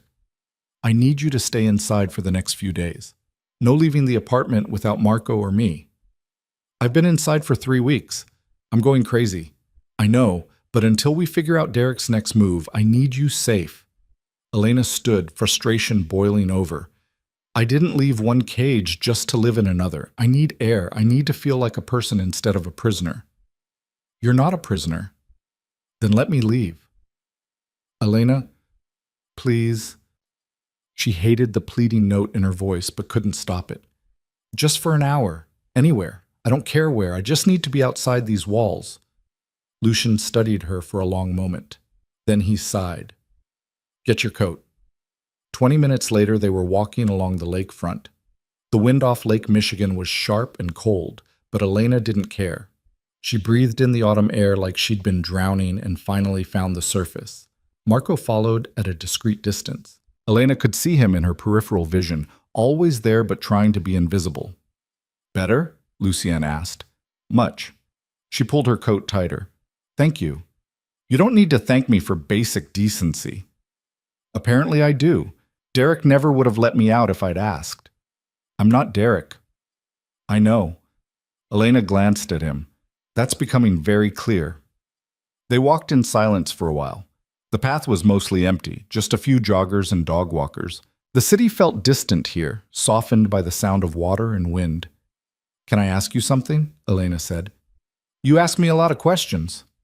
"You don't have to answer." Lucian's mouth quirked. "What do you want to know?" "The woman you loved, the one who left. Do you still think about her?" He was quiet for so long, Elena thought he wasn't going to answer. Then, sometimes, not the way I used to. What changed? I did. She stayed the same. Or maybe I just see her differently now. He paused. She wanted safety, normalcy. I couldn't give her that. She found someone who could. Last I heard, she's married, 2 kids, living in the suburbs. Do you regret losing her? I regret that I hurt her, but I don't regret who I am. Lucian stopped walking and turned to face the lake. Love isn't always enough. Sometimes people need different things, and forcing it just destroys what was good. Elena stood beside him, watching the water. Is that why you keep pushing me away? Because you think I need something different? I know you do. How? You barely know me. I know enough. He looked at her then, his dark eyes serious. You've been hurt. You're recovering. The last thing you need is to get tangled up with someone like me. Someone who lives in a world that would eat you alive. Shouldn't I get to decide that? Not when you're still figuring out who you are without Derek's shadow hanging over you. His voice was gentle but firm. You're confusing safety with attraction, protection with desire. It happens. But it's not real. Elena felt something sharp and hot lodge in her chest. You think you know what I'm feeling better than I do? I think you're vulnerable, and I think I'm convenient. But that's not the same as wanting me for the right reasons. The right reasons, Elena repeated. Like what? Like being completely healed and whole and perfect before I'm allowed to feel anything? Like knowing the difference between gratitude and genuine connection. I know the difference. Do you? Lucian stepped closer. Because from where I'm standing, you're a woman who's been terrorized for months, who found someone strong enough to stand between you and your abuser. That creates powerful feelings. But they're not always the feelings you think they are. Elena's hands curled into fists. Don't patronize me. I'm not some confused little girl who doesn't know her own mind. I never said you were. You're treating me like I am. Like I'm too damaged to trust my own feelings. She turned away from the lake, from him. Maybe you're the one who's confused. Maybe you're using my past as an excuse because you're scared. Scared of what? Of actually feeling something for someone. Of letting someone in. She faced him again. You said your mother stayed with a man who hurt her. Maybe you're so afraid of becoming your father that you won't let yourself care about anyone. Lucien's expression went cold. Careful. Why? Because I'm getting too close to something true? Elena knew she should stop, knew she was pushing too hard. But 3 weeks of tension and frustration and unspoken want were pouring out, and she couldn't contain it anymore. You hide behind this idea that you're protecting me. But maybe you're just protecting yourself. You don't know what you're talking about. Then explain it to me. Tell me I'm wrong. You want the truth? Lucien's voice was low and dangerous. Fine. You're right. I am scared. Because I've spent 20 years building walls that keep me functional, that let me do what needs to be done without hesitation. And you... He stopped, took a breath. You make me want to tear those walls down. And that's not something I can afford. The confession hung between them, raw and honest. Elena's anger drained away, replaced by something softer. Why not? Because the moment I care about someone more than the organization, I become a liability. People die when I'm distracted, when I'm compromised. He looked at her with something like pain in his eyes. I've seen it happen. Men who put their families before the business. They make mistakes. They hesitate. And they get people killed. So you just don't let yourself feel anything. I feel plenty. I just don't act on it. He turned back to the lake. It's safer that way. For everyone. Elena moved to stand beside him. That sounds like a lonely way to live. It is. But it's necessary. They stood there in silence, the wind cutting through their coats. Marco had moved even farther back, giving them space. Finally, Elena said quietly, I'm not asking you to tear down your walls. I'm just asking you to acknowledge that maybe, possibly, there's something between us that's worth exploring. Not now, not while everything is so complicated. But someday. Lucien looked at her, really looked at her. And if someday never comes? Then at least we're being honest about what this is, instead of pretending it's something it's not. He reached out and tucked a strand of hair behind her ear. The gesture was intimate, tender. You're dangerous, Elena Voss. So are you, Lucien Moretti. His hand lingered against her face. For a moment, Elena thought he might kiss her, thought he might give in to whatever was building between them. Then his phone rang. He pulled back and answered. What? A pause. His expression shifted. When? Another pause. I'll be there in 20 minutes. He hung up and looked at Elena. We need to go. Now. What happened? Derek made a move, a stupid one, but we need to deal with it immediately. They walked quickly back to where Marco had the car waiting. The drive back to the apartment was tense and silent. Lucien was on his phone, speaking in low, clipped tones. Elena caught fragments. Something about property damage, police reports, lawyers. When they arrived at the apartment building, there were 2 police cars in front. Elena's stomach dropped. Stay calm, Lucien said as they entered the lobby. Let me handle this. 2 officers were waiting by the elevator. One was older, maybe 50, with gray hair and tired eyes. The other was younger, nervous. Mr. Moretti, the older officer said, we need to ask you some questions. Of course, Detective Bryant. What's this about? Derek Hale filed a complaint. Says you've been harassing him, threatening him. He has evidence of property damage to his vehicle. Security footage shows someone matching your description. Lucien's expression didn't change. I haven't been anywhere near Derek Hale or his vehicle. I've been with my legal team all day. I can provide names and timestamps. That's convenient. That's the truth. Detective, I think we both know what's happening here. Mr. Hale is trying to create a narrative because he can't accept that his ex-girlfriend left him. Lucien gestured to Elena. Miss Voss is staying with me voluntarily. She left Derek because he was abusive. I have medical records documenting her injuries. Police reports she filed, a restraining order he violated multiple times. Detective Bryant's eyes shifted to Elena. Is that true, miss? Elena's voice came out steady despite her racing heart. Yes. Derek hurt me. Multiple times. I left him. I'm staying here because I don't feel safe in my own apartment. And Mr. Moretti hasn't coerced you in any way? No. He's helped me, protected me. Everything I'm doing is my choice. The younger officer spoke up. Mr. Holly says you're being held against your will, that Mr. Moretti threatened him. Mr. Hale is lying, Elena said flatly. He's angry that I left him. He's angry that someone finally stood up to him. So he's trying to make Lucien look like the bad guy. Detective Bryant studied her for a long moment. Then he looked back at Lucien. Lucien. We'll need those alibis, names and numbers of everyone who can verify your whereabouts today. You'll have them within the hour. Lucien pulled out his phone and made a call. Daniels, I need you at my building, now. Bring the records from today's meetings. He hung up and turned back to the detective. My attorney will provide everything you need. In the meantime, I'd suggest you look into Derek Hale's history. I think you'll find a pattern of behavior that explains his current desperation. Bryant's mouth tightened. We'll be in touch. The officers left. Lucien waited until they were gone before he let out a breath. That was bold, he said, and stupid. What was? Damaging his own car and trying to frame me for it. Derek's getting sloppy. That's good for us, but dangerous for you. Elena felt cold. Why dangerous for me? Because sloppy people make mistakes, and mistakes get people hurt. He guided her toward the elevator. Come on, we need to talk strategy. Upstairs, Marco was waiting with another man Elena hadn't met. He was older, maybe 60, in an expensive suit. He had the look of someone who spent a lot of time in courtrooms. Elena, this is Richard Daniels, my attorney. Daniels held out his hand. Miss Voss, I've heard a lot about you. Wish I could say the same. He smiled. Lucien keeps his cards close, smart in this business. He turned to Lucien. I brought everything from today. Timestamps, witness statements, security footage from your office building. You were in meetings from 9 a.m. to 4 p.m. Airtight alibi. Good. Get it to Detective Bryant immediately. And dig into Derek Hale.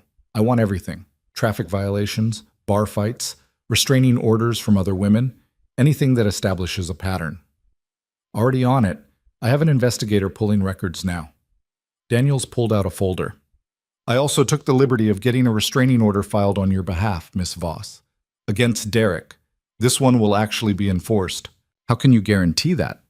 Because I know which judges to file with, and because Lucien has the kind of influence that makes people pay attention. Daniels set the folder on the coffee table. Derek violated your previous order 4 times with no consequences. That won't happen again. Elena looked at Lucien. You're making enemies to protect me. I was already his enemy. This just makes it official. Lucien's voice was calm. Daniels, make sure Bryant knows we're cooperating fully. I want this shut down before it becomes a bigger problem. On it. Daniels headed for the door. I'll call you in an hour with updates. When he was gone, Marco said, I've got teams watching Derek's apartment and his office. If he makes a move, we'll know about it. Good. Double the rotation. I want eyes on him 24/7. Marco nodded and left. Elena and Lucien were alone. The apartment felt too quiet after all the activity. This is escalating, Elena said. Yes, because of me. Because of Derek's choices. Not yours. Lucien moved to the bar and poured 2 drinks. He handed one to Elena. He's not going to stop. Not until he's forced to. What does that mean? It means we're going to have to give him a reason to walk away permanently, or remove his ability to keep fighting. You're talking about hurting him. I'm talking about protecting you. Whatever that requires. Lucien's eyes were hard. I told you, I don't give up on people I've claimed to protect. Derek's learning that lesson the hard way. Elena took a long drink. The whiskey burned. I didn't want anyone to get hurt because of me. Then you should have stayed with a man who was slowly killing you. But you didn't. You chose to fight back. That has consequences. He sat down across from her. Derek made his choices. I'm making mine. And you get to live without looking over your shoulder every second. That's the trade. Some trade. But better than the alternative. Lucien leaned back. Elena, I need you to understand something. This ends one of 2 ways. Either Derek backs off completely, or he gets hurt badly enough that he can't come back. There's no middle ground, no peaceful resolution. Men like him don't learn. They only respond to force. How do you know? Because I've dealt with hundreds of men like him. Entitled, violent, convinced they own whatever they want. His voice was flat. They all think they're special, that the rules don't apply to them, and they keep pushing until someone pushes back harder. Elena thought about Derek's face at the gala, the rage barely concealed beneath his polite mask, the texts that kept coming even after he'd been warned off. What are you going to do? She asked quietly. Whatever I have to. Lucien met her eyes. Can you live with that? It was the question she'd been avoiding. Could she accept that violence might be done in her name? That Lucien might hurt Derek? Might do worse than hurt him to keep her safe? She thought about the ER visit after Derek had thrown her against a wall. The bruises that had lasted weeks. The fear that had become her constant companion. Yes, she said. I can live with it. Lucien nodded slowly. Then we move forward. Derek made this choice. He's going to have to live with the consequences. That night, Elena couldn't sleep again. She got up around midnight and wandered into the living room. The city lights stretched out below, beautiful and indifferent. She heard movement behind her and turned to find Lucien standing in the hallway. He was in sweatpants and a t-shirt, his hair disheveled. Can't sleep? He asked. Apparently it's becoming a habit. He crossed to where she stood and looked out at the city. It's going to be okay. You can't promise that. No, but I can make it more likely. He was close enough that she could feel the warmth of his body.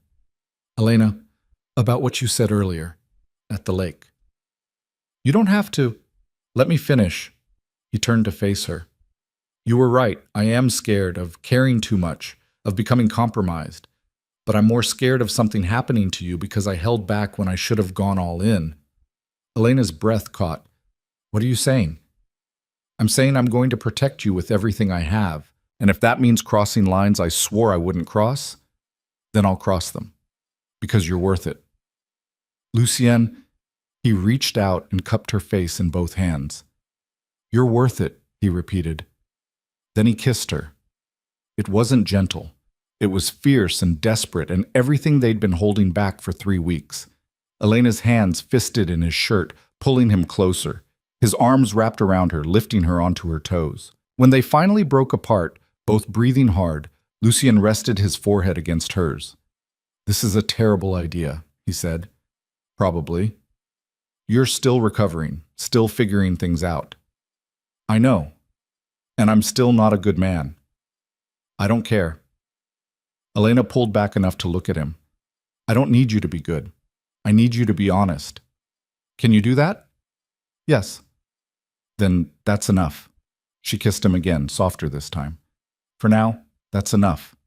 They stood there in the dark apartment, holding each other, and for the first time since that night at the gala, Elena felt something other than fear. She felt alive. They didn't sleep together that night.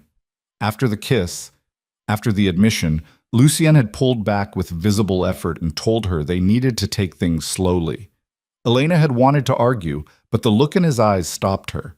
He wasn't rejecting her. He was trying to do the right thing, even when it clearly cost him. So she'd gone to bed alone, her lips still tingling, her heart racing with something that felt dangerously close to hope. The next morning, everything felt different. Lucien was already in the kitchen when she emerged, making coffee. He looked up when she entered, and the heat in his gaze made her stomach flip. "Morning," he said. "Morning." They stood there for a moment, the air between them charged. Then Lucien's phone rang, shattering the moment. He answered, his expression shifting to business mode. "What do you have?" A pause. "Send me the footage." He hung up and looked at Elena. "Derek's been busy. He hired a private investigator to follow you. Marco caught him outside the building last night." Elena's brief sense of peace evaporated. What did Marco do? "Had a conversation with him. Explained that continuing to work for Derek would be bad for his health." Lucien poured coffee into 2 mugs. The investigator took the hint, gave Marco copies of everything he'd gathered before Derek hired him. "What did he have?" "Photos of you, your schedule before you came here, information about your clients." Lucien handed her a mug. "Nothing dangerous, but enough to show Derek's planning something." "Like what?" "That's what we're going to find out." He pulled out his phone and showed her a series of photos. They were surveillance shots.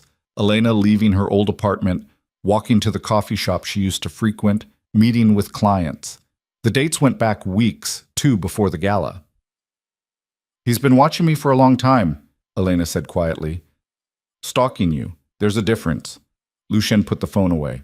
"But this gives us leverage. Hiring a PI to surveil an ex-girlfriend violates the restraining order. Daniels can use this." Elena set down her coffee mug. Her hands were shaking again. "I'm so tired of this. Of him. Of always looking over my shoulder." Lucien moved closer and took her hands in his. "I know, but it's almost over. Derek's getting desperate. Desperate people make mistakes. And when he makes his next one, we'll end this." "How can you be so sure?" "Because I know men like him. They can't help themselves. They always push too far." His thumbs stroked across her knuckles. "Trust me." Elena wanted to. But trust had been beaten out of her over months of Derek's manipulation. It didn't come easily anymore. Before she could respond, the apartment door opened. Marco entered with a woman Elena had never seen before. She was in her late 30s, athletic build, with sharp eyes that took in everything at once. "This is Agent Sarah Chen," Marco said. "FBI." Elena's stomach dropped. "FBI?" Chen held up a badge. "Relax, Miss Voss. You're not in trouble. I'm here because Derek Hale's father has some interesting business associates. Associates we've been investigating for money laundering and tax fraud." Lucien's expression remained neutral. "And you're telling us this why?" "Because Richard Hale has been making inquiries about you, Mr. Moretti, trying to dig up dirt, find leverage. That got our attention." Chen sat down uninvited. "See, we've had our eye on the Hale family for 2 years. We know Richard's been cooking his books. We just haven't been able to prove it yet. But if he's desperate enough to go after someone like you, he might make mistakes, get sloppy." "You want to use me as bait," Lucien said flatly. "I want to offer you protection in exchange for information." Chen leaned forward. "You help us build a case against Richard Hale, we make sure Derek stays far away from Miss Voss, permanently." Elena looked between them. What kind of protection? The kind where Derek violates his restraining order and actually faces consequences. where his father's money and connections can't shield him anymore. Chen's voice was matter-of-fact. Right now, you're stuck in this apartment because you're afraid to leave. That's not living. We can change that. In exchange for what? Lucien asked. Lucien, what exactly do you want from me? Information about anyone in your organization who's done business with Richard Hale. Transactions, dates, amounts. Anything that helps us establish a pattern. Lucien laughed. It was a harsh sound. You think I keep records of illegal transactions? You think I'm that stupid? I think you're smart enough to have insurance. Something that protects you if a partner turns. And I think Richard Hale is exactly the kind of partner you'd keep insurance on. Chen pulled out a folder and slid it across the table. This is what we have so far. It's not enough. But with your help, it could be. Lucien didn't touch the folder. And if I refuse? Then Derek keeps coming at Miss Voss. Richard keeps using his connections to make your life difficult. And eventually, someone gets hurt. Chen stood. I'm not asking you to testify. I'm not even asking you to go on record. Just point us in the right direction. Give us enough to get warrants. We'll do the rest. I need to think about it. You have 24 hours. After that, this offer expires. Chen handed him a card. Call me when you decide. She left. Marco closed the door behind her and turned to Lucien. What do you think? I think the FBI doesn't make house calls for money laundering cases. They want something bigger. Lucien picked up the folder Chen had left and flipped through it. Richard Hale has been busy. Offshore accounts, shell companies. He's built himself a nice little empire. Is any of it connected to us? Marco asked. Some. Nothing recent. Nothing that can't be explained. Lucien closed the folder. But if Chen's sniffing around, others will be too. We need to be careful. Elena had been quiet through the whole exchange. Now she said, You should help her. Both men looked at her. If it gets Derek away from me permanently, you should do it, Elena continued. I don't care about the risk. I care, Lucien said. Cooperating with the FBI, even indirectly, makes me look weak, like I need their help to handle a problem. That has consequences in my world. What consequences? The kind where people start thinking they can come at me, challenge me. Because if I need federal protection, maybe I'm not as strong as they thought. His voice was hard. In my business, perception is everything. Show weakness once and everyone smells blood. So what? You let Derek keep terrorizing me because you're worried about your reputation? That's not what I said. That's what it sounds like. Elena stood, anger flaring hot in her chest. I'm a liability. I get it. Me being here complicates your life, makes you vulnerable. So maybe I should just leave, go back to my apartment and deal with Derek myself. Elena, no. You talk about protection, about keeping me safe. But the second it might cost you something, you hesitate. She moved toward the hallway. I won't be the reason you compromise your precious organization. Lucien caught her arm. Stop. Just stop. Let go of me. No. He pulled her around to face him. You think I'm hesitating because I care more about my reputation than you? You think that's what this is? What else am I supposed to think? I'm hesitating because cooperating with the FBI puts a target on both our backs. Richard Hale has connections in law enforcement. If word gets out that I'm helping build a case against him, he'll retaliate, and you'll be the first person he comes after. Lucien's grip on her arm was firm, but not painful. I'm trying to figure out how to keep you safe while also not getting you killed. That takes more than 24 hours to plan. Elena's anger drained away. I didn't think about it like that. I know, because you're not thinking like someone in my world. You're thinking like a civilian who just wants the nightmare to end. He released her arm and cupped her face instead. I want that too, but I need to be smart about how we get there. So what do? We use Chen's offer as leverage. Not with the FBI, with Richard Hale. A cold smile crossed Lucien's face. We let him know the feds are sniffing around, that they've approached me, that I'm considering cooperating, and we watch him panic. Marco's eyebrows rose. That's risky. Plus, everything's risky right now. But Richard Hale values his freedom more than his son's pride. If he thinks Derek's obsession is going to bring federal scrutiny down on him, he'll shut Derek down himself. And if he doesn't? Elena asked. Then we go with the FBI and deal with the fallout. Lucien's voice was calm. But I'd rather not burn that bridge unless we have to.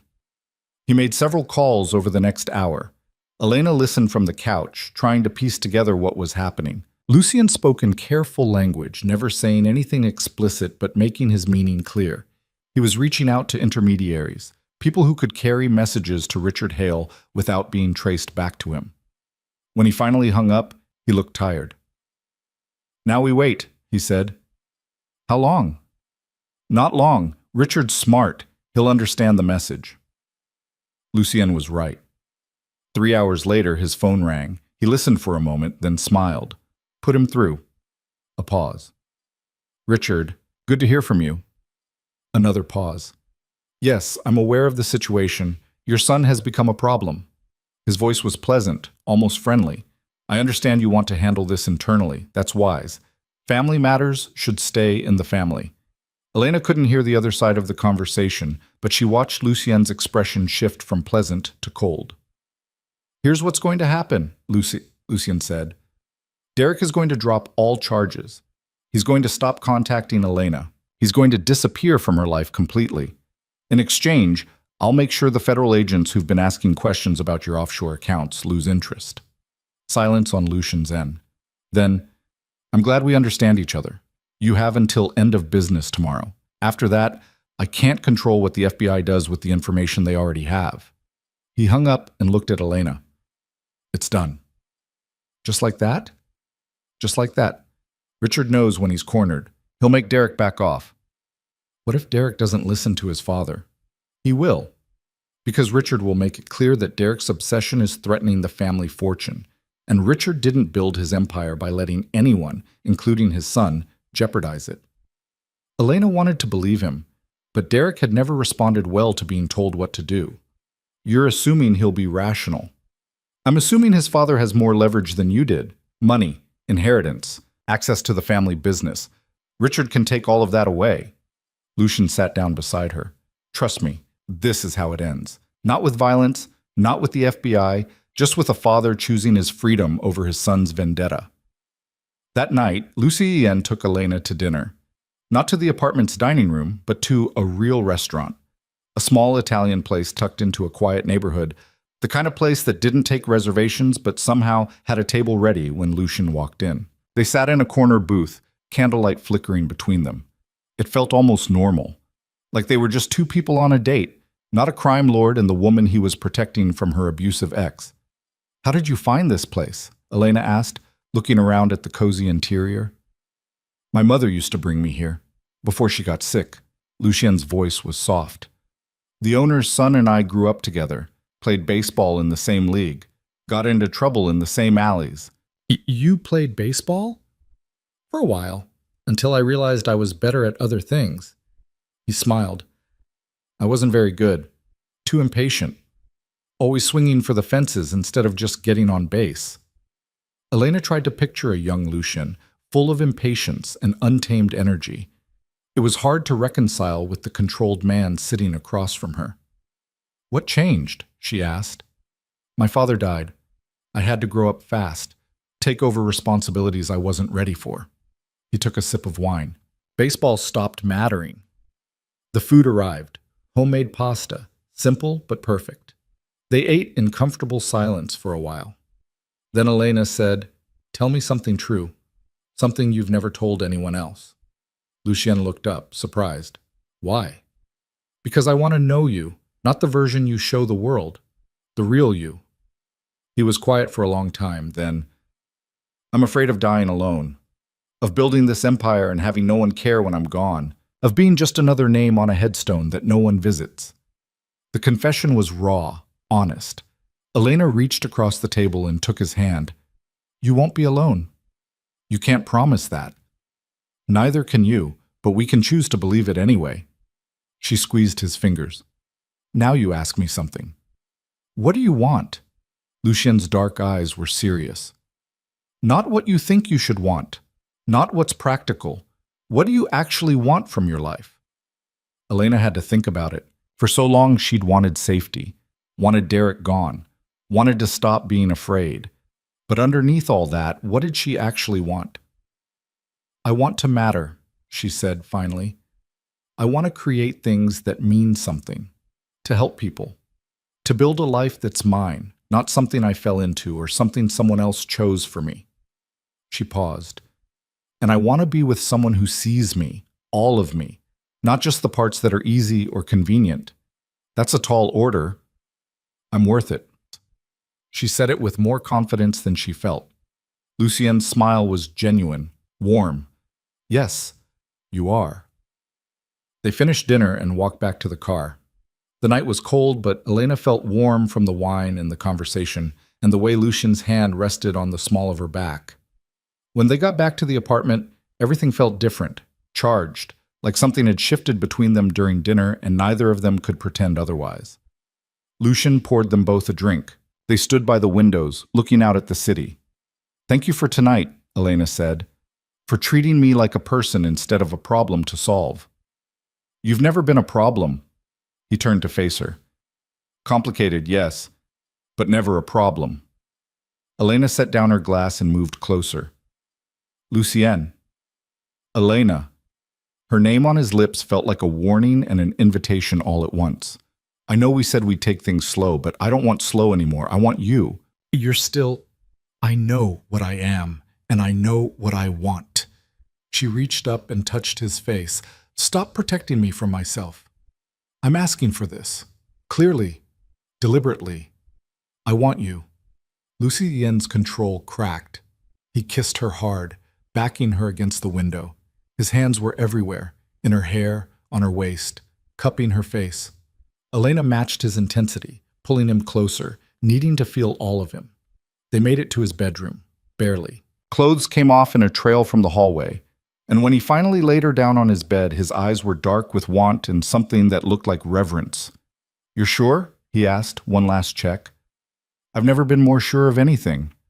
That was all the permission he needed. He took his time learning her body, finding what made her gasp and arch and forget everything except the feeling of his hands, his mouth, his weight pressing her into the mattress. It wasn't soft or gentle. It was fierce and desperate and real. And when they finally came together, Elena felt something inside her chest crack wide open. Afterward, they lay tangled in his sheets, breathing hard. Lucien's arm was wrapped around her, holding her close.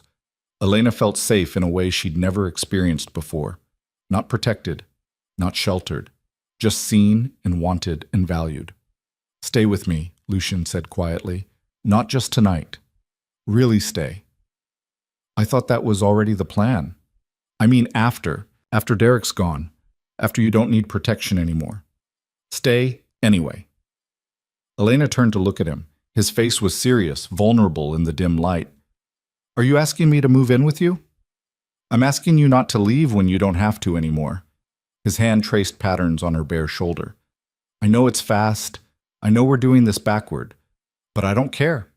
I want you here. What if I drive you crazy? What if we're terrible at living together? Then we'll figure it out. But I'd rather try and fail than watch you walk away because you think it's the practical thing to do. Elena kissed him, soft and slow. Okay. Okay? I'll stay. We'll try. We'll probably drive each other crazy, but we'll try.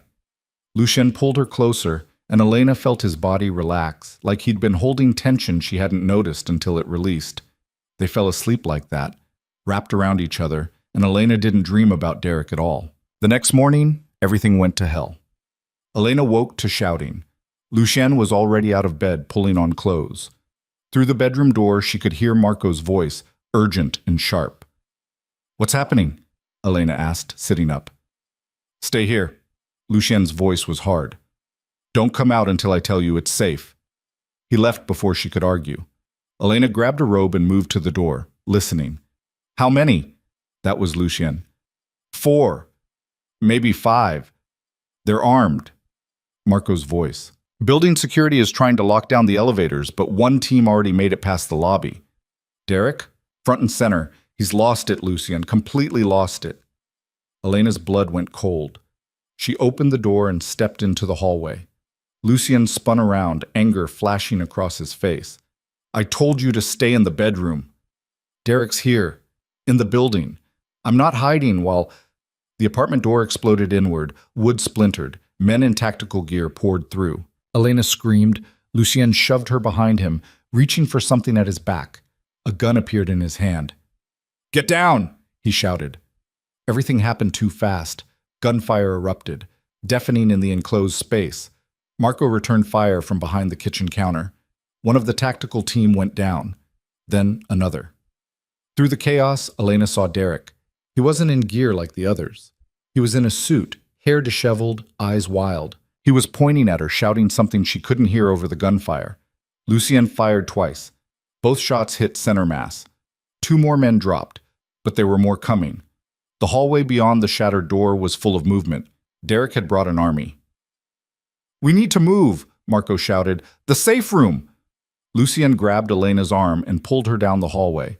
Behind them, more gunfire, the sound of men shouting, breaking glass. They reached a door Elena had never noticed before. Lucien pressed his palm to a panel and the door swung open, revealing a reinforced room with concrete walls and no windows. A panic room. He shoved Elena inside. "Stay here. Don't open this door for anyone but me." "No, I'm not leaving you out there." "Elena, I'm not losing you." Her voice broke. "Please don't ask me to hide while you get killed protecting me." Lucien's expression shifted. For a moment she saw past all his walls, saw the fear and the love and the desperate need to keep her safe. Then he kissed her, hard and fast. "I love you. Remember that." He slammed the door shut. Elena heard the locks engage. She was trapped inside the safe room, alone, while gunfire echoed through the apartment. She pounded on the door, screaming Lucien's name, but the walls were too thick. The door was designed to withstand anything. All she could do was wait, and pray that when the door opened again, Lucien would be the one standing on the other side. Minutes passed like hours. The gunfire stopped. The sudden silence was worse than the noise. Elena pressed her ear against the door, trying to hear anything. Then a voice. Derek's voice. Muffled but audible. "Where is she? Where's Elena?" A pause. Then Lucien's voice. Strained. "Gone. I sent her away." "Liar! She's here. I know she's here." Derek sounded unhinged. "Tell me where she is, or I start putting bullets in your knees." "Do what you need to do. You're not getting her." Elena's heart was hammering so hard she thought it might crack her ribs. She looked around the safe room desperately. There had to be another way out. A phone. Something. She found a panel on the wall. Emergency communications. She pulled it open and found a phone handset. She grabbed it and dialed the only number she could think of. Agent Chen answered on the second ring. "Chen. This is Elena Voss. Derek Hale is in Lucien Moretti's apartment. He has armed men. They're shooting. Lucien's hurt. We need help. Now." "Where are you?" "Sinclair Hotel, 13th floor, private apartment. Please hurry." "Stay on the line. Help is coming." Elena heard more shouting through the walls, then a single gunshot. She screamed into the phone. "Hurry, please." 2 minutes out. Stay where you are. Do not open the door." Elena sank to the floor, phone pressed to her ear, and waited for the sound of sirens. The sirens came exactly when Agent Chen had promised. Elena heard them through the thick walls, distant but growing closer. Then came the sound of boots pounding upstairs, shouted commands, the unmistakable authority of law enforcement flooding the building. Derek's voice cut through the chaos, high and panicked. "You don't understand. She's mine. She belongs to me. Drop your weapon. Drop it now." More shouting. A scuffle. Then silence. Elena stayed on the floor, phone still pressed to her ear, Chen's voice a steady anchor. "Elena, can you hear what's happening?" "They're here. The police are here." "Good. Stay in the safe room. Don't come out until an officer identifies themselves and gives you the all clear. Do you understand?" "What about Lucien? Is he—" Her voice broke. "I heard a gunshot." "We don't have that information yet, but help is there. They'll secure the scene and get medical attention to anyone who needs it." The wait was agony. Elena counted her heartbeats, trying to stay calm, trying not to imagine Lucien bleeding out on the floor of his own apartment while she hid behind reinforced walls. Finally, a knock on the safe room door. "Miss Voss? This is Officer Ramirez with Chicago PD. You're safe to come out now." Elena scrambled to her feet. "Lucien Moretti, where is he?" "Ma'am, I need you to open the door first. Her hand shook as she worked the lock mechanism. The door swung open, and she found herself face to face with a young officer in tactical gear. Behind him, the apartment was destroyed. Bullet holes in the walls, shattered glass everywhere, blood on the marble floor. "Where is he?" Elena pushed past the officer. "Ma'am, you need to stay back. This is an active crime scene." But Elena was already running through the apartment. She found Marco first, sitting against the kitchen counter with a paramedic wrapping his shoulder. He was pale but conscious. "Where's Lucien?" she demanded. Marco's eyes moved to the hallway. "Bedroom. He's alive, Elena. He's alive." She ran. The bedroom door was open, more paramedics inside. And there, sitting on the edge of the bed with his shirt off and blood streaked across his ribs, was Lucien. Their eyes met. Relief crashed through Elena so hard her knees almost buckled. "You're okay," she breathed. "Mostly." His voice was strained. He gestured to his left side where a paramedic was applying pressure to a wound. "Derek got one shot off before the FBI arrived. Grazed my ribs. Hurts like hell, but nothing vital." Elena crossed to him and took his face in her hands, needing to touch him, to confirm he was real and breathing. "You told me you loved me and then locked me in a room. Best way to keep you safe.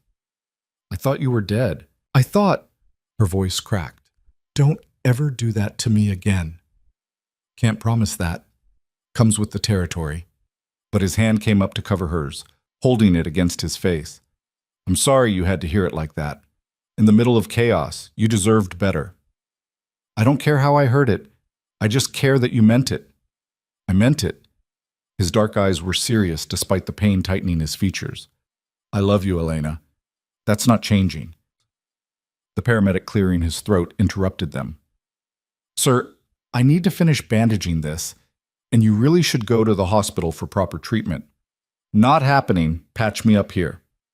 "Mr. Moretti, here, or don't, your choice." The paramedic sighed but continued working. Elena moved to sit beside Lucien, careful not to jostle him. "What happened out there after you locked me in?" Derek brought hired muscle, ex-military types, 4 of them plus Derek. Lucien winced as the paramedic tightened a bandage. "They came in hard and fast. Took out 2 before they realized we were actually shooting back. The other 2 got smart and took cover." "And Derek?" "Panicked, started screaming about you, waving his gun around like an amateur. I was trying to talk him down when the FBI arrived. He took a shot at me out of pure rage. Missed everything important, thank God. Then the feds swarmed the place and it was over." Elena thought about Derek's voice through the wall, the unhinged quality to it. "Where is he now?" "Federal custody. Chen arrested him personally, him and all 4 of his hired guns." Lucien's smile was cold. "Turns out hiring a private military team to assault someone's home is several kinds of federal crime. Derek's going away for a long time." "And his father?" "Richard Hale is probably having the worst day of his life right now. His son just committed federal crimes that are going to bring intense scrutiny to the entire Hale family business. The FBI will tear through their finances looking for connections to the men Derek hired." Lucien's expression was satisfied despite the pain. "Richard tried to control his son. He failed. Now they both pay the price." Agent Chen appeared in the doorway. She looked tired but grimly pleased. "Mr. Moretti, Miss Voss, glad you're both alive." "Thanks for the timely arrival," Lucien said. "Thank Miss Voss. Her call gave us probable cause to enter without a warrant. Very helpful." Chen's eyes moved to Elena. "Smart thinking. You probably saved his life." Elena's throat tightened. "I just didn't want to lose him." "Well, you didn't, and now we have Derek Hale on multiple federal charges: assault with a deadly weapon, attempted murder, conspiracy, illegal possession of military-grade weapons, violation of a restraining order. He's looking at 20 years minimum." "Good," Elena said flatly. "He deserves worse." Chen's expression softened. "I know this has been traumatic, but it's over now. Derek can't hurt you anymore. His father can't protect him anymore. You're free." The word hung in the air, free. Elena turned it over in her mind, testing it. For months she'd been trapped, first by Derek's control, then by fear, then by the need for Lucien's protection. The idea that she could actually be free felt foreign. What about Lucien? Elena asked. You said you wanted his cooperation against Richard Hale. Is that still on the table? That depends on Mr. Moretti. Chen looked at him. We have Derek dead to rights, but Richard Hale is still out there, still running his dirty empire. If you're willing to share information about his business dealings, we can take him down too. Make sure he never has the resources to come after either of you again. Lucien was quiet for a moment, considering. Then he said, I'll give you what I have, but I want immunity, full immunity for anything that comes out during the investigation. I can arrange that, as long as you're not directly involved in the crimes we're investigating. I'm not. Richard and I had some peripheral business overlap years ago. Nothing recent, nothing illegal on my end. Lucien's voice was steady. But I know where he keeps his real records, the ones his accountants don't see. Chen's eyes sharpened. Where? A storage unit in Gary, Indiana, under his wife's maiden name. Everything's in there. Ledgers, bank statements, contracts. He kept it all because he's paranoid and stupid. Lucien rattled off an address from memory. You'll need a warrant, but the evidence inside will more than justify it. How do you know about this? Because I make it my business to have insurance on everyone I work with. Richard Hale might have money and connections, but I have information. And right now I'm choosing to share it. Lucien's smile was sharp. Consider it my contribution to cleaning up Chicago's business community. Chen pulled out her phone and started making calls. She stepped into the hallway, her voice low and urgent. The paramedic finished bandaging Lucien's ribs and stood. You're all set, but seriously, if you develop a fever or the pain gets worse, go to the ER. Noted. When the paramedic left, Elena and Lucien were alone for the first time since the attack. The apartment beyond the bedroom was full of police and federal agents processing the scene. But in here, it was just the two of them. You gave up your leverage, Elena said quietly. Your insurance on Richard Hale. Why? Because keeping you safe is more important than keeping leverage on a man I barely do business with anymore. Lucien reached for her hand. And because you were right, at the lake, I was using protection as an excuse to keep distance between us. But I don't want distance anymore. Even though it's complicated? Even though I come with all this baggage? Everyone comes with baggage. Yours just happened to be violent and deranged. He pulled her closer, careful of his injured ribs. I've spent 20 years keeping people at arm's length, convincing myself it was safer that way. But safe is just another word for alone, and I'm tired of being alone. Elena kissed him, soft and careful, mindful of his injuries. I love you too. In case that wasn't clear from the part where I called the FBI to save your life. It was pretty clear. His hand moved to the back of her neck, that gesture she'd come to recognize as his, possessive but gentle. So what happens now, when all this is over and you don't need protection anymore? I stay anyway. Like you asked. We try this thing for real. It won't be easy. My life is complicated. So is mine. We'll figure it out. Elena settled against his good side, careful not to hurt him. Besides, I've gotten used to the view from this apartment. Be ashamed to give it up. Lucien laughed, then winced. Don't make me laugh. Hurts. They sat like that for a while, listening to the activity in the rest of the apartment. Eventually, Chen came back. We got the warrant, she said. Team's heading to Gary now, and I've drafted immunity paperwork for you, Mr. Moretti. Have your attorney review it, but it's standard. I'll have Daniels look at it tonight. Good. Chen paused. For what it's worth, you did the right thing. Richard Hale has hurt a lot of people over the years. This will finally stop him. After Chen left, more police came and went. They took statements from Elena, from Lucien, from Marco. They photographed everything, collected evidence. By the time they finally cleared out, it was late afternoon. The apartment was a disaster, but the building maintenance team was already boarding up the shattered front door. Cleaning crews would come tomorrow. Vincent had already called to say he'd have meals delivered since the kitchen was temporarily unusable.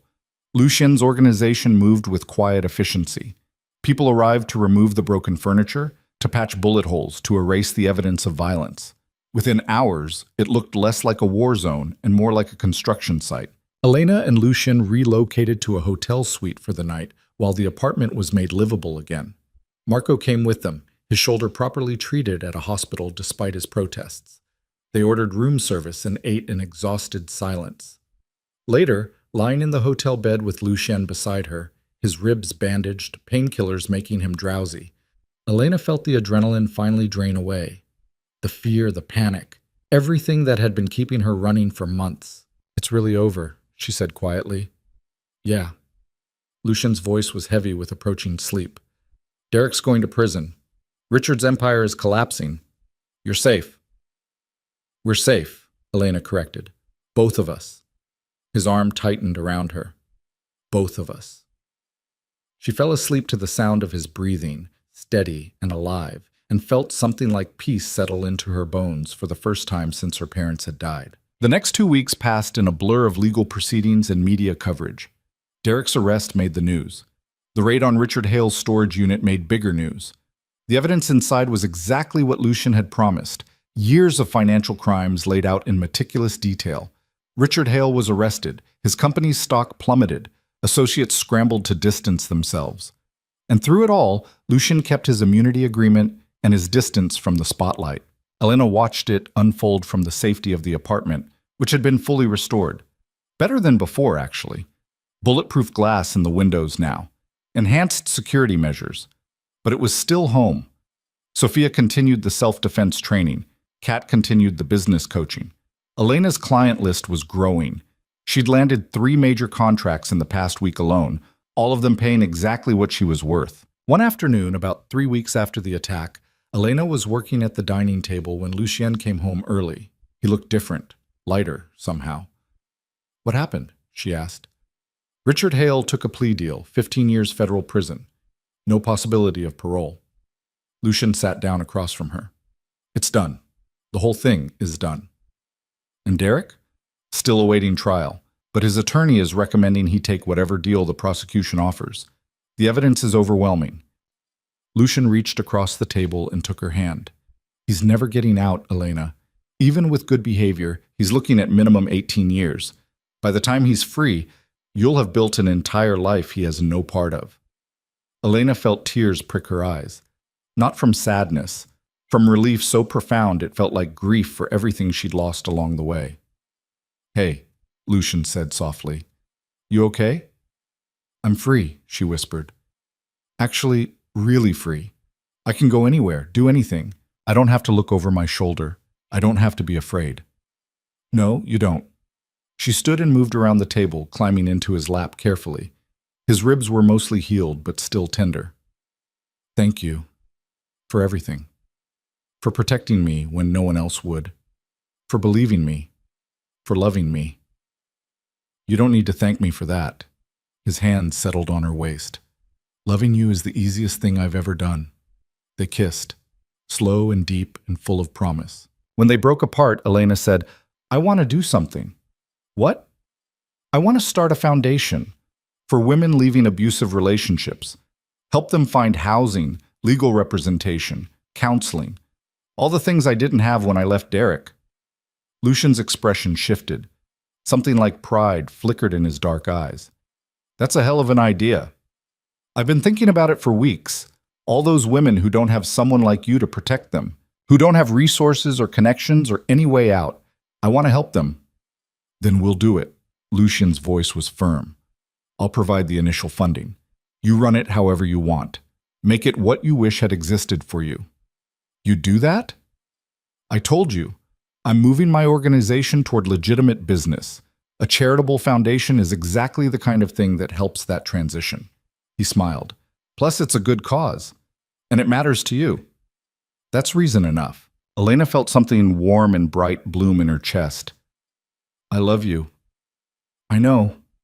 He kissed her again. "I love you too. Now tell me about this foundation. What are you going to call it?" They spent the rest of the afternoon planning. Elena sketched out ideas while Lucien made calls to attorneys and accountants. By evening, they had the bones of something real. A foundation that would provide emergency housing, legal aid, and job training for women escaping domestic violence. It would take months to get it properly established. But Elena had time now. She had safety. She had resources. She had Lucien's support and her own growing confidence. She had a future that was entirely hers to build. 2 months later, Elena stood in front of a small office space in downtown Chicago. The sign above the door read Voss Foundation in clean, simple letters. The design was hers, the mission was hers, the hope it represented was hers. Lucien stood beside her, his hand resting on the small of her back.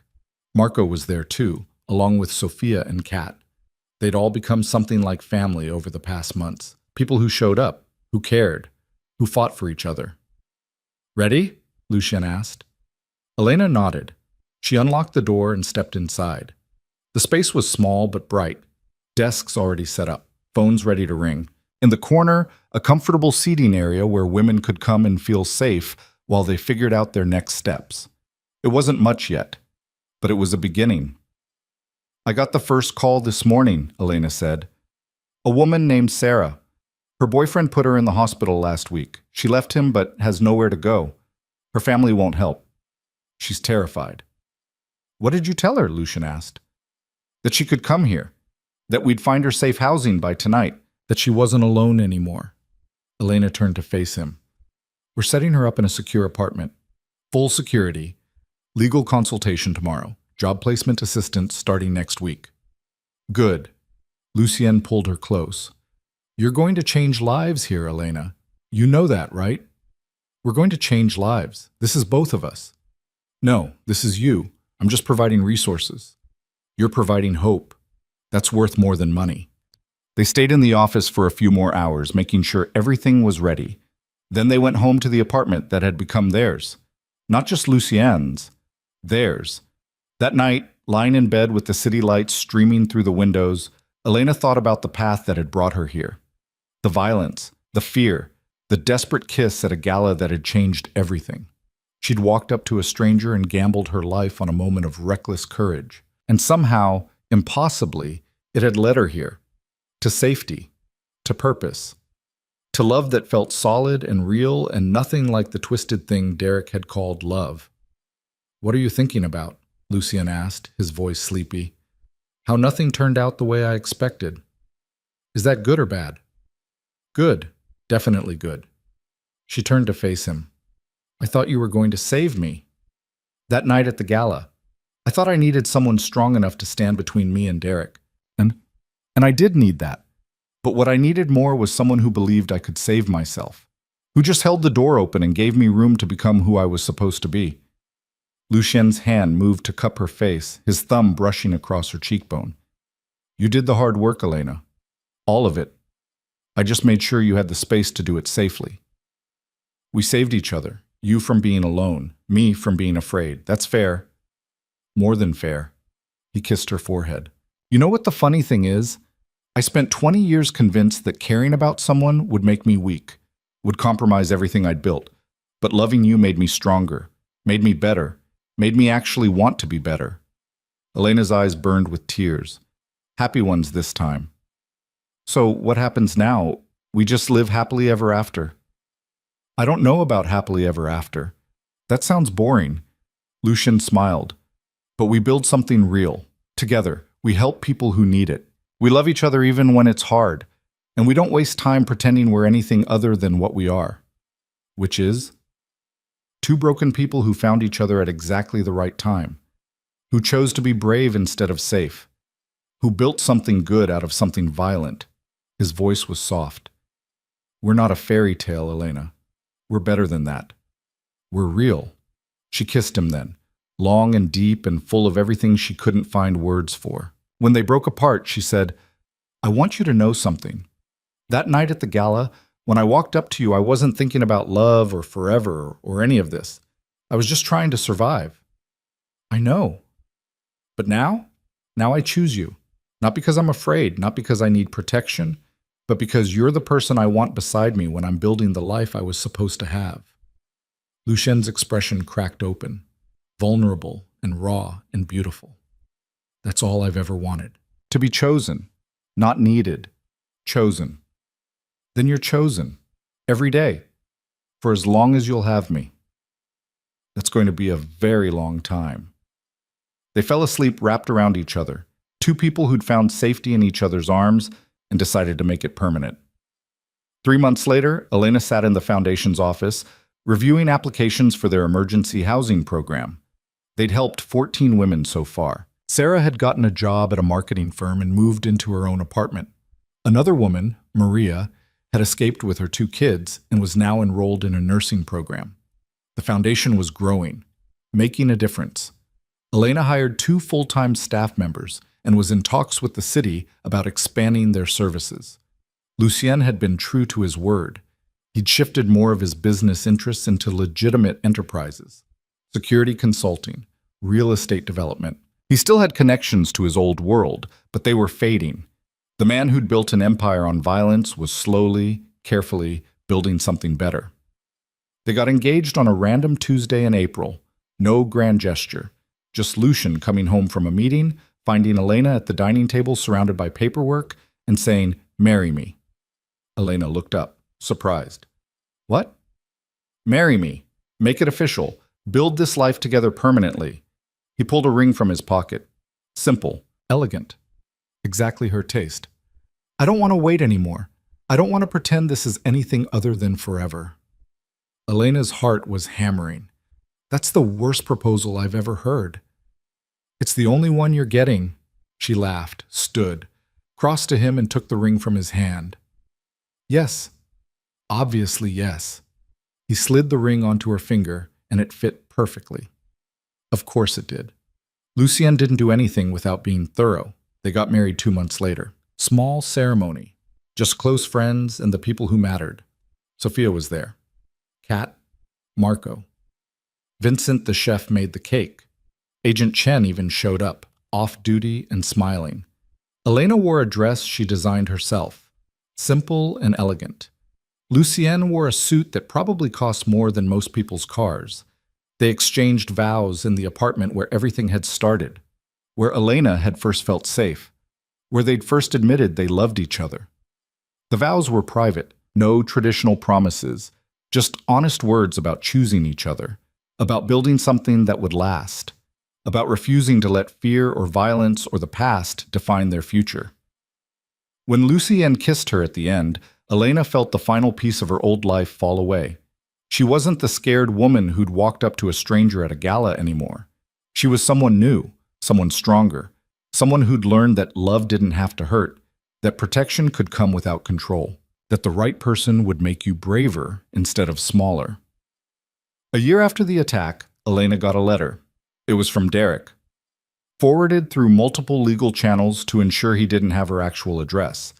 She almost threw it away without reading it, but Lucien was there, and he said, "Your choice, but sometimes closure comes from unexpected places." Elena opened it. The letter was long, rambling in places. Derek talked about therapy, about realizing he'd been sick, about understanding, finally, what he'd done to her. He didn't ask for forgiveness, didn't make excuses. He just acknowledged the damage and said he hoped she'd found peace. At the end, he wrote, "You deserve to be happy. I know I never gave you that. I hope whoever did knows how lucky they are." Elena read it twice. Then she folded it carefully and put it in a drawer. She didn't respond, didn't owe Derek anything, not even acknowledgement of his apology.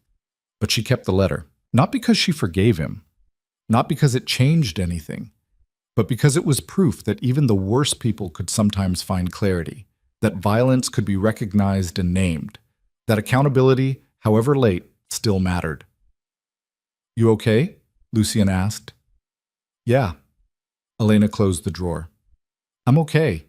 He's just a part of my past now, not my present, not my future." "Good, because your future is waiting." He gestured to the living room where Elena had set up a makeshift office for foundation work. "You have 3 interviews this afternoon for the director of outreach position. And tonight we're having dinner with the mayor to discuss expanding the foundation's city funding." Elena smiled. Her life was full now. Not perfect.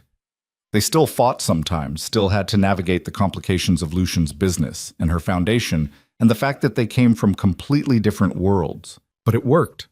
They worked. 18 months after the gala, Elena found out she was pregnant. She took the test in the apartment bathroom, hands shaking, not from fear, but from the sheer enormity of it. She was going to be a mother. She and Lucien were going to have a child. When she told him, Lucien went very still. Then he pulled her close, and held her like she might disappear. "Are you scared?" she asked. Terrified, but in a good way. His hand moved to her stomach, still flat but carrying their future. "I'm going to be a father. I'm going to have a chance to do this right, to be nothing like my own father. You already are nothing like him. I want to be better, for you, for this baby, for the life we're building." He kissed her. "I love you, both of you." The pregnancy was normal, healthy. Elena worked through most of it, only slowing down in the final months when her body demanded rest. The foundation was thriving. They'd helped over 100 women by the time Elena went on maternity leave. They'd opened a second office. They were making real, measurable differences. Their son was born on a cold January morning. Labor was long and painful, and nothing like the gentle experience people promised. But when Lucien placed their baby in Elena's arms, everything else fell away. They named him Marcus, after Marco, who'd taken a bullet protecting them, who'd become family without ever asking for anything in return. Fatherhood changed Lucien in ways Elena couldn't have predicted. He was softer, more open. He'd hold Marcus for hours, just watching him sleep, like he couldn't believe something so perfect could exist. "I never thought I'd have this," Lucien said one night, rocking Marcus while Elena tried to rest. "A family, a real one, built on love instead of obligation or fear." "You have it now." Elena's voice was drowsy. "We both do." Marcus grew, healthy and loved and safe, in ways his parents had never been. Elena went back to work part-time, running the foundation from home when she could. Lucien continued shifting his business toward legitimacy. They bought a house outside the city, something with a yard, room to grow. The apartment in the Sinclair Hotel became their city place, somewhere to stay when work demanded it. But home was the house with the yard and the nursery painted soft blue and the family photos on the walls. Life wasn't perfect. Marcus had colic for the first 3 months and no one slept. Lucien still had to deal with people from his old life who didn't want to let go. Elena struggled sometimes with postpartum anxiety, her old fears resurfacing in new forms. But they handled it together, with honesty, with support, with the kind of love that was built on choosing each other every single day, not just once. 5 years after the gala, Elena stood in the foundation's main office and looked around at what they'd built. 5 locations across Chicago now. Over 500 women helped, a staff of 32 dedicated people who believed in the mission. Sarah, the first woman the foundation had helped, was now their director of client services. She'd rebuilt her life completely, was engaged to a man who treated her with genuine respect. She'd become Elena's friend, her reminder that recovery was possible. "Big day tomorrow," Sarah said, appearing at Elena's shoulder. "You ready?" Tomorrow was the Foundation's 5-year anniversary gala, a fundraiser to expand services to 2 more cities. Elena had been planning it for months. "As ready as I'll ever be," Elena said. "Weird to think the last gala I went to, I was running from Derek. Now I'm hosting one to help other women run from their own versions of him. You've come a long way." "We all have." Elena turned to face Sarah. "That's what I want tomorrow night to be about. Not me, not my story, but all the women who've walked through these doors and chosen to rebuild. They're the real heroes." The gala was held at the Sinclair Hotel, full circle. Elena wore a dress she'd designed herself, confident and elegant. Lucien was at her side in a perfect suit, Marcus at home with a trusted sitter. The ballroom was full. Donors, supporters, women the foundation had helped, dressed up and proud and alive. Elena gave a speech about the mission, about hope, about the fact that leaving was just the first step, and healing was a journey that looked different for everyone. She talked about courage, about how sometimes it looked like walking across a ballroom and kissing a stranger. Sometimes it looked like calling a helpline. Sometimes it looked like getting out of bed on the days when fear made that feel impossible. When she finished, the room erupted in applause. Elena looked out at all those faces and felt something profound. Not pride exactly, more like gratitude that she'd survived long enough to build this, to help others survive. Lucien found her after the speech. "That was beautiful. It was true." She leaned into him. "5 years ago, I was terrified and desperate. Now I'm standing here helping other women find their way out. Life is strange. Life is good, Lucian corrected. Strange, but good. They danced, slowly, with his arms wrapped around her and her head on his shoulder. The music was soft. The lighting was gentle. Everything felt right in a way Elena had stopped believing was possible. Thank you, she whispered. For what? For catching me when I fell. For loving me when I didn't think I deserved it. For building this life with me. Lucian pulled back enough to look at her. You saved yourself, Elena. I just made sure you had room to do it. We saved each other. That's the truth. He kissed her. Right there on the dance floor, in front of everyone who mattered. It was nothing like that first desperate kiss at a different gala in the same building. That kiss had been about survival. This one was about love, about choice, about everything they'd built together from the ashes of violence and fear. When they broke apart, Lucian said, I have something for you. He pulled a small box from his pocket. Inside was a necklace, a simple pendant engraved with a date. The night of the gala, where everything had started. So we never forget where we came from, he said, and how far we've traveled. Elena's eyes burned with tears. Happy ones. Always happy ones now. It's perfect. He fastened it around her neck, and Elena felt the weight of it settle against her skin. A reminder. A promise. A piece of their story made permanent. They left the gala early, unable to stay away from Marcus any longer. Drove home to their house in the suburbs, paid the sitter, stood together in the nursery doorway watching their son sleep. We did good, Lucienne whispered. Yeah, we did. Marcus stirred, sensing their presence. His eyes opened and he smiled that gummy baby smile that made everything worth it. Elena picked him up, held him close, and felt the last piece of her old fear finally release its grip. She'd spent so long being afraid. Afraid of Derek, afraid of being alone, afraid she'd never escape the cycle of violence that had trapped her. But fear had a limit. And love, real love, was stronger. She looked at Lucienne, holding their son, standing in the home they'd built together. This was what safety looked like. Not walls or guards or locked doors, just people choosing each other, choosing kindness over cruelty, choosing to build instead of destroy. I love you, she said. I love you too. Lucian kissed the top of Marcus's head. Both of you. Forever. And Elena believed him. Because forever wasn't a promise anymore. It was a choice they made every single day. To show up. To be honest. To love each other through the hard parts and the beautiful parts and everything in between. The past would always be there. Derek's violence, the fear, the desperate kiss that had changed everything. But it didn't define them anymore. What defined them now was this. A family built from chaos, a love forged in fire, a life that proved violence didn't have to win, that people could heal. That hope was real, even when it felt impossible. Elena Voss had walked into a gala looking for an escape and found a future instead.